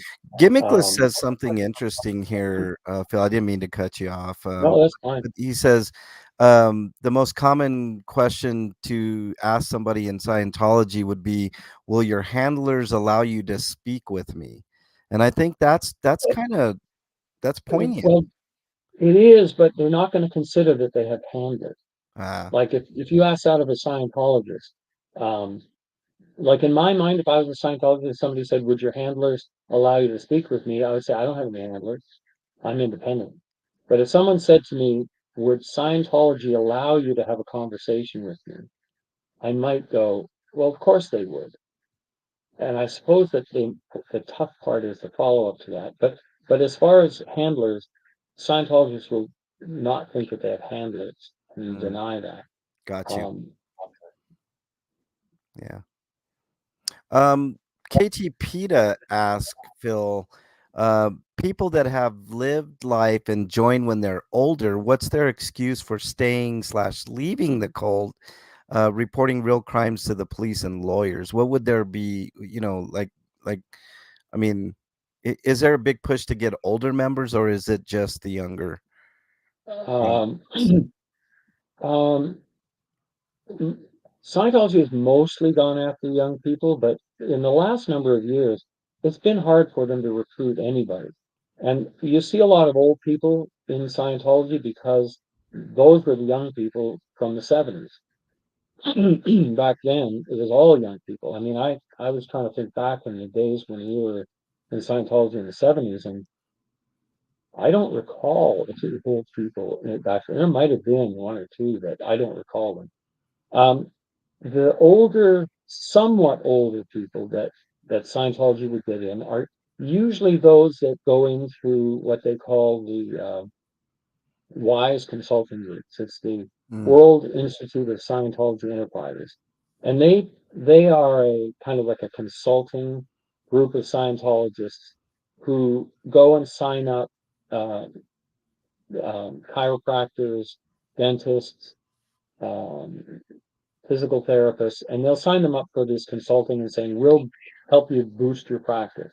And they're often maybe not, they're not as young as some of the younger people, but they're going to be often into their career enough that they're not quite as young as some of the other ones that mm, came in, because they'll have had a strong career going by then, by the time they, and then then the wise consultants will go in, and the way they work is they'll go, "Okay, well, you're selling this guy chiropractic adjustment for $55 a thing.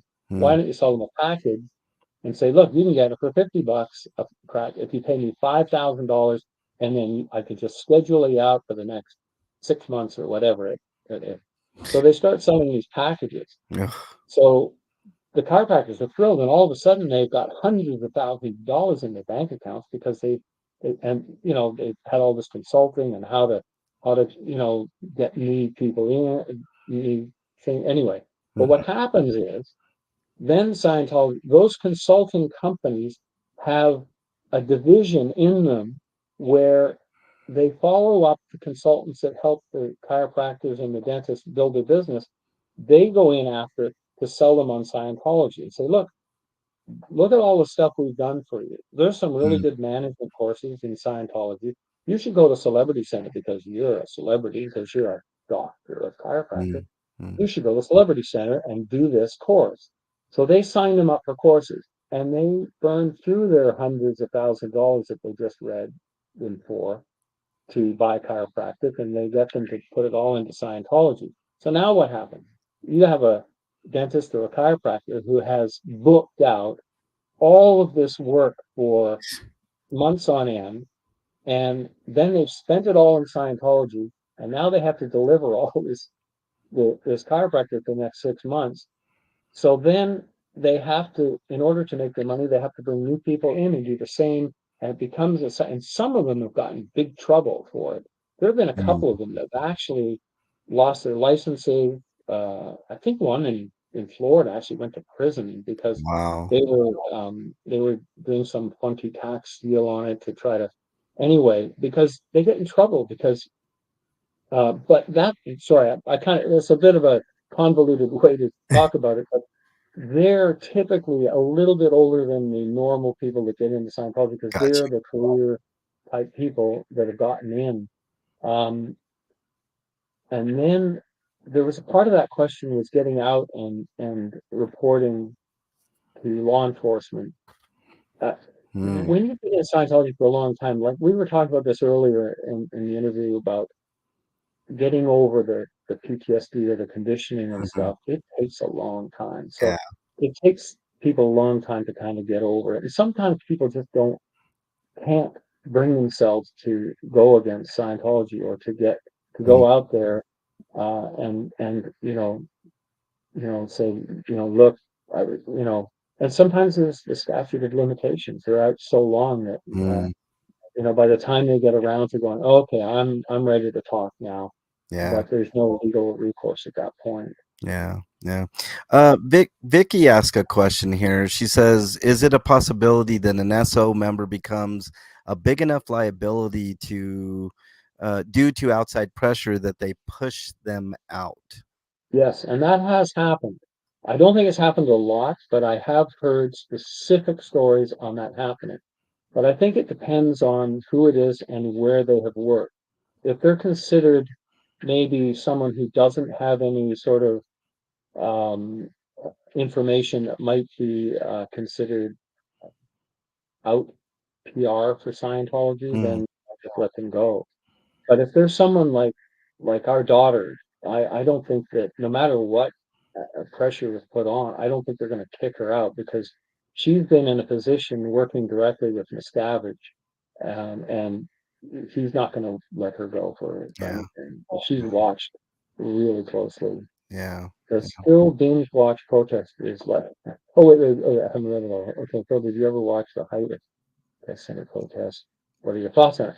I try to watch as much as I can because I like to support these guys as much as I can because they're out there on the street protesting. And for whatever else people think about protesting, protesting can and does have an effect. I mean, already it's stopped huge numbers of people from going into Scientology Yeah. and whatever people think about it. So I get on there and I try to I support them. Sometimes just being there, commenting. I'll throw a few bucks. I'm on a pension, so it's not always that often that I can do that. Yeah. But when I can, I do. But I just admire the hell out of those guys that are on the street and putting up with that day after day and and doing the work. Yeah. So yes, I watch as many as I can when I can, but um, you know. And some of them I feel that I've made some friends in that in there too. Guys like Matt and Jay and some of the others in there as well. Yeah. Um, you know, good people. Well, I definitely consider you a friend of this channel, Phil, for sure. I've admired you from afar for a while now. I'm a little older than what I look like on camera, and I can remember those interviews that you did with CNN and the late Wow. media. So it Yeah. was when I got the opportunity, and special shout out to Ellie for setting this up. I call it fangirling, where you just get like a little starstruck and you you just like kind of you get a little We're just, like giddy, I said earlier, we're just parents trying to right? see if we can figure out this disconnection thing and Right. see our kids again. Um, Matthew says, I think a great question to ask Scientologists is what's an appropriate age for children to begin auditing adults? I think that's super effective too. For the ones that are actually old enough to like think about those things, that think that's Yeah, effective. yeah. It's a good question to be able to ask, but the biggest difficulty is having a conversation with a Scientologist. The thing I have found, it's just really tough. When we first moved to Canada, um, I had I well, I had our American phone number I kept, but I started. I got a Canadian phone number, and I'd only had it for a really short period of time, and I think there was probably only a few people that had that number right away. And I one day I had a voicemail on that number from the Toronto org, wanting me to sign up for the Purification Rundown, a Scientology thing. And I thought, this is just bizarre. Somehow that number got into the Scientology computer. So I had that number right initially just going into voicemail because I wasn't kind of, we were just brand new in Canada and I wasn't kind of ready to, we were still getting our feet under us a little bit. So I took the voicemail off and I thought, well, if the phone rings again, I'm going to answer it. And it was weeks later, maybe a month later, I got a call from St. Hill in the UK, and they had the wrong name on it. They had Jeff. They said, "Is Jeff there?"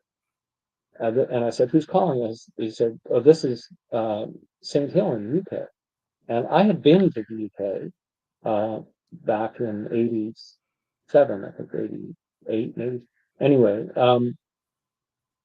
and I thought, you know what? Let me just have a conversation with the guy. I just didn't get into anything negative. And I started talking to the guy, and I said, first of all, I said, he said, "Is this Jeff?" I said, "Yeah, this is Jeff." So I, uh, I just started the conversation with the guy because I thought, you know what? If I jump in right away and start asking pointed questions, I know what's going to happen is he's just going to say, "Okay, gotta go." So I thought, so we started talking and we chatted. Oh, I went to, I was in St. Hill and is Isla still there?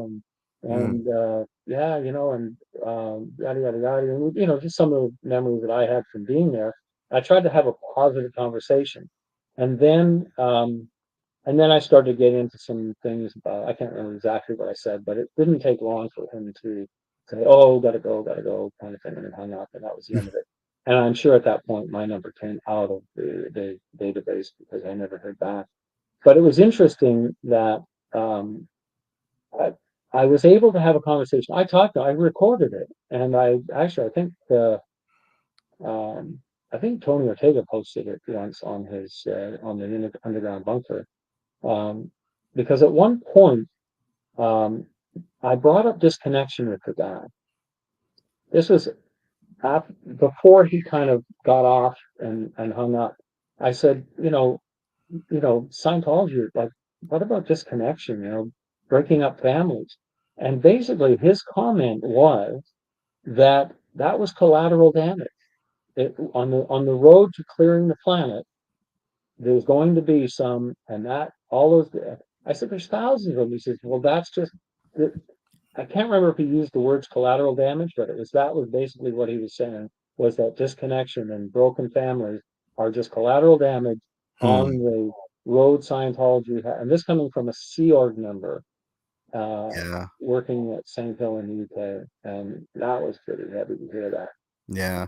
It's gross, Phil, and it reminds me of the way that they talk about, like, people out in the world, like fresh meat. I think I heard that term, like, last week or the week before, and it sickened my stomach, to hear that that's how they view, you know, people that trying to recruit as fresh meat, or, Yeah, yeah, things of that nature. It's raw just meat, a gross heavy raw meat, bodies in the shop. raw meat, yeah. It's all, yeah, it's just Like people are a commodity, it's right. so Yeah, that's yeah, the real science fiction of Scientology, yeah, that they really think that, people are just commodities.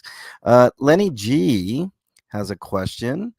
How do you get over the fear of being fair gamed or outside friends and family being harassed enough to go protest or talk out? That's a great question. yeah. That's a good question too, because for a lot of people it's tough. My wife has a really hard time with it, and it's I've dragged her out to some, and she's just a trooper to go with me. I have to say, I do it because I'm shallow and I have no sense of that very much. I I don't know. For me, I just do it because I do it, and I try not to think about that part of it. Mm, Um, but yeah, I know it's hard for her, and it's hard for a lot of people to go out and do that. And there are a lot of people who are afraid. because the fair game is it it can get um, pretty nasty. I mean, you know, we were followed by PIs a number of times, and it was it can be intimidating, that kind of thing. Um, so um, I can see somebody being a little nervous about it, but nowadays, um, they'll threaten to sue. I mean, when we were doing the billboards and stuff, we got a cease and desist letter from one of their Scientology highest paid attorneys. I think this guy was like a $2,000 an hour attorney, sent us a cease and desist letter. And we had just gotten back from a protest in LA, and we weren't planning to go back for like maybe a month. And I read this long letter, and it was really threatening. It was like, oh my God, you read this letter and you go, oh, okay, well, Right. looked at my wife and I said, pack up, we're going back right now. I said, if they're gonna push us like that, we're going back. I don't want to be intimidated like that. I said, we're Hmm. going back. We went back and we were on the street right there, right after that. I said, let them bring it on. I said, bring it on. I said, if you sue us, the first thing I'm going to try to do is get Miscavige in for a deposition.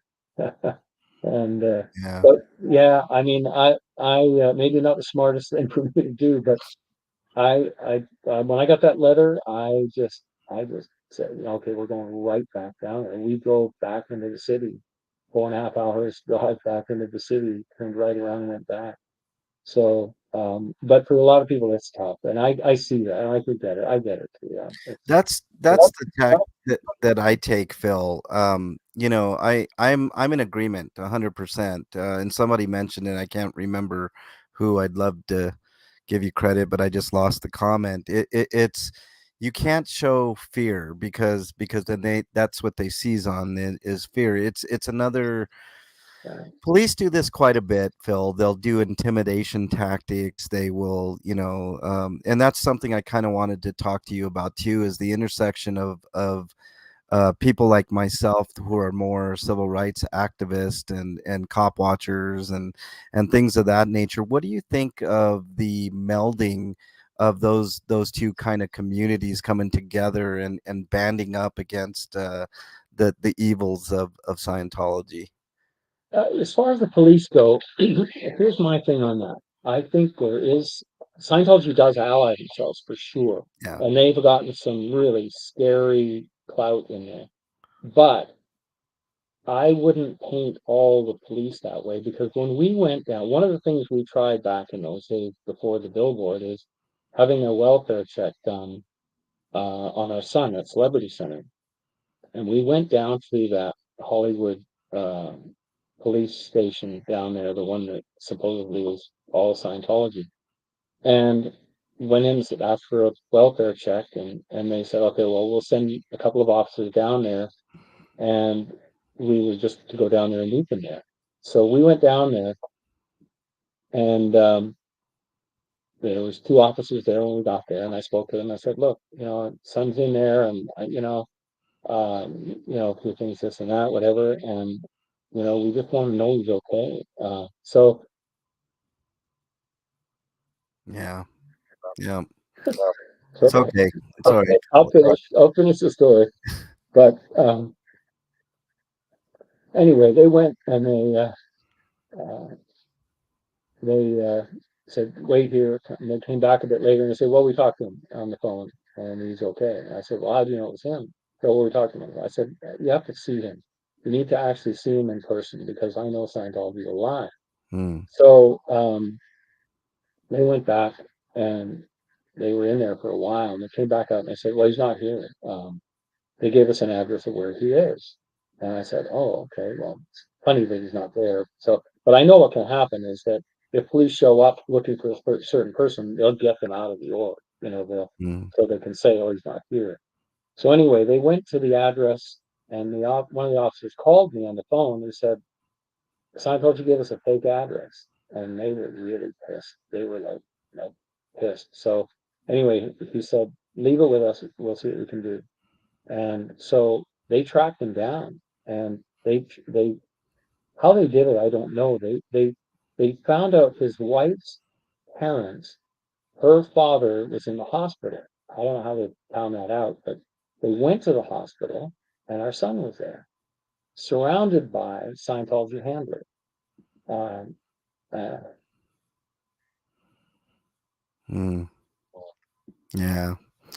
It uh, it's it's such a tough situation, Phil. I can't imagine like to know what you know and to feel helpless, but I'm here to tell you you've got the backing of a lot of great people in this community, and I am one of them. And like I said, I've been I don't want to say a fan, Phil, because that makes me seem like such like I'm starstruck and all that, but I have been anti solid Scientology for decades now myself, not in the way that you were because I was never in, but I always fight against injustice and things of that nature, and I won't stop on this Scientology kick until we get some answers and we get some stuff done. But I'm coming up on 2 hours. I don't want to keep you too much longer, Phil. But no, I that's do. fine. I'm sorry. I just No, no, because no. of the kids.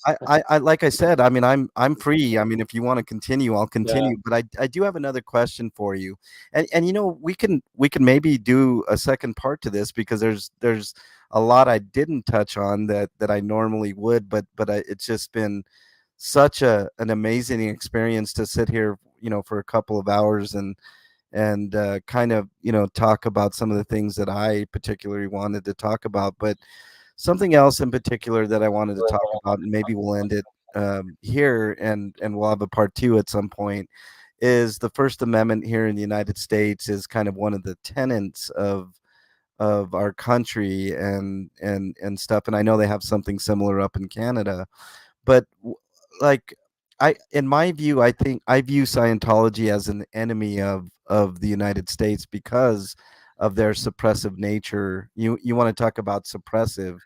I think that they don't care about the First Amendment because they're always trying to dampen the protest, and then I know from within, from what I've heard, like your voices aren't really heard. It's more of a high control thing, and that's something yeah. that I've been meaning to ask you, and I would appreciate your thoughts on that, and then we'll end this interview and then hopefully have another. So, if I understand you, you mean on the First Amendment thing and the religious angle of Well, I any? not from the religious, but just in general, Phil. We in this country, I know there's time, place, and manner with the First Amendment and stuff like that. But it seems like at every turn, like if we chalk something on the ground, they'll come back like real quick to get that out of there because it's something they don't want to see. They have swatted. I know Jay here in Denver was swatted, I believe, a total of 3 times. Luckily, I was there for the second one, and I knew how to deal with what I dealt with that day because I'm kind of a veteran at dealing with some of the nonsense that cops do. But I had a stupid thought about that yeah, whole, when they're talking about interrupting religious things. I thought, and don't get me wrong when I say this, because I don't have beliefs, and I don't want to beat up on anybody who has beliefs. This is not meant to criticize anyone's beliefs, but mm, here in Canada, there's the Bill of Rights here, and I've looked it up, and you can uh, especially if you're a minister or somebody. I mean, in the States, you can go online and become an ordained minister, take out a bullhorn, and if the police come by, just pull up your bullhorn and start talking about Jesus and yeah, saying, "Hey, you're going to interrupt my religious. I'm belief. having a sermon here to Hmm. these people that are standing around me, the other protesters." And what would the police do about that? I'd be really curious to know if they would be able to do anything because they would be interrupting your religious service Mm. if you start uh, doing a sermon to the other protesters. Well, there is thoughts to that, but I think where they get away with that, Phil, is the noise ordinance part of it. And I know Scientology knows all the tricks in the book to get people harassed, Yeah, hurt. you know. In Canada though, in the Bill of Rights, they actually mention using a bullhorn or an amplified device, and you can if you're a minister. Stand and I could stand out on the street with a bullhorn in front of a Scientology org and start preaching, and they would Yeah. not. And I keep a little card, several of them in my wallet with the Bill of Rights thing on it about that, saying, you know, with bullhorn or an amplified device, preaching on the sidewalk, you're allowed to do it, and it doesn't matter whether the other people disagree with your message, yada yada Mm. yada yada. So I don't know if it's the same in the states or not. I don't know, but Yeah, it's weird in the States, it's different by locality, but, I hear what you're saying, and I like that tactic too. I'm gonna think about getting ordained here in a minute, Phil, and, espousing my, Church of MLH, rhetoric, when I'm at the Scientology page. I'm a card carrying ordained minister through the Universal Life Church. Yeah. I did that in Vegas partly so I could do weddings, you know, make some money doing weddings in Vegas. But I still got my card and I'm ordained for life. So if I was out in front of an org and the police came along and said, I said, oh, I'm a minister. I'm just preaching out there on the corner. That's And right. they would be nothing. Yeah. Um, okay, well, I'm gonna leave it at that, Phil, because, Yeah. I mean, I have so We many can do it again. questions in my mind We still. can do it again. I really enjoy talking to you, and the fact that we've been able to talk for 2 hours, I that's know, long. you know, Uh, I have an admission, Phil, like, I have that ability to just, time flies when I do an interview, and this 2 hours has seemed like literally like 10 minutes to me, and I would love to have you back on and talk more about this and other subjects in general. But it was an absolute pleasure. Is there anything that you want to say to everybody out there watching, and maybe some sage advice or something you want to plug, even, Mr. Jones? I want to just say a positive to Ellie and some of the mods that are out there. These are the guardian angels of the streamers and the ones who kind of take care of the background and the people who are out there, you know, putting their faces out.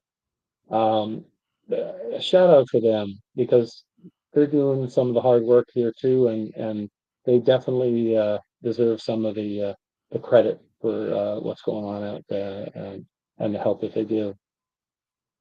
Yeah, absolutely. I second that. I'm a big proponent of mods. I know what they do for the channel. Their job, and it really is a job to mod for a lot of this channel, is selfless, and Yeah. they don't ask for much. And I second that. Do you have Oh, any? Yeah, you didn't have to give a car? yeah, exactly. Hey, Phil, do you have anything upcoming on your channel you want to talk about? Is there any interviews that Uh, you're going to be doing? I've been doing Saturday night, Saturday 5 p.m. Eastern time, live stream. Hopefully, once I get used to, I'm so new at this. It's just I'm still kind of getting a handle on the technical part of it. But I've got one coming up. I've got it scheduled on there. Um, I don't know if you've seen the schedule thing. My title is something like "Kumbaya, motherfuckers." Can Scientology really dictate who you can be friends with? And basically, just about how Scientology really what they do in kind of running our lives when you're in. Mm, So, hopefully, I've got enough content in there to keep it interesting. But I've got some stories about that we ran into over the years, and um, anyway, that's the next one I'm going to be doing. And awesome. I've got my intro. I'll do my intro again. I don't have the chops to do a video intro, so I don't know if you saw the one I did before with my 3D. I'm old school, and back in the old Second City days, of John Candy was doing the intro to the Count Floyd, Joe Flaherty thing, where he was Count Floyd, and he was just in the old days of the 3D movies, and John Candy would have this thing, in 3D. It wasn't anyway. It's just a funny thing. I That was my era from and what I considered funny. So maybe other people don't think it's that funny, but I anyway. I know when to do that again. Well, I appreciate that, Phil, and I highly encourage everybody to get over to Phil's channel. He in my book, he is at the forefront of this movement. He was doing things well before a lot of the protesters were out there doing their thing. So make sure you get over to Phil's channel, click that subscribe button, and make sure that you comment. I've noticed that I've lost about 15 to 20 subscribers because at Yeah, a time because they don't comment, and I know it's not.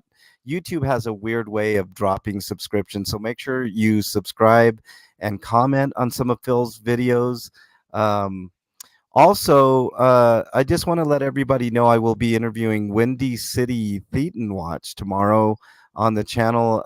Ellie, I think it's 2 Eastern. Yes, 2 Eastern tomorrow. So make sure you check that out. I think that's going to be a great interview. You guys are going to be surprised. Some of the line of questioning that I have for Wendy. It's going to be a fantastic interview. I want to extend my uh, greatest appreciation to Philip Jones here. Mr. Jones, I think it was a great interview. I would love to have you back on. Thank you so much for joining, and I hope to see you very, well, very thanks for soon in having the me on. future. I do appreciate it. Thanks for having me on, and yeah, definitely we could do this again. Yeah. All right, all the chatters, thank you guys so much. I thank you for the gifted memberships, MD Media. Thank you for your super chat, Anna from Canada, twice on the gifted memberships. I can't thank you enough. Susan P, thank you so much, and Detective Aludo's backup. Thank you so much for everything. I really appreciate it. Thank you guys in chat. I'm not going to do my normal mental health speech because I want to talk to Phil after I end this live. So Phil, if you could just stay on just for a minute longer, and then we'll chat for just a second. But thank you everybody in chat. Make sure you check out all the other videos on my channel, and check out my interview tomorrow with Windy City. And let's do a room raid on Matthew the King. He's live right now, so let's head on over there, show Matthew some love. He's a great guy and a great mod on my channel. So thank you. Special thanks to all the mods in chat, Ellie especially. Thank you so much. And that's about it. Thank you, everybody. See you guys on the next video.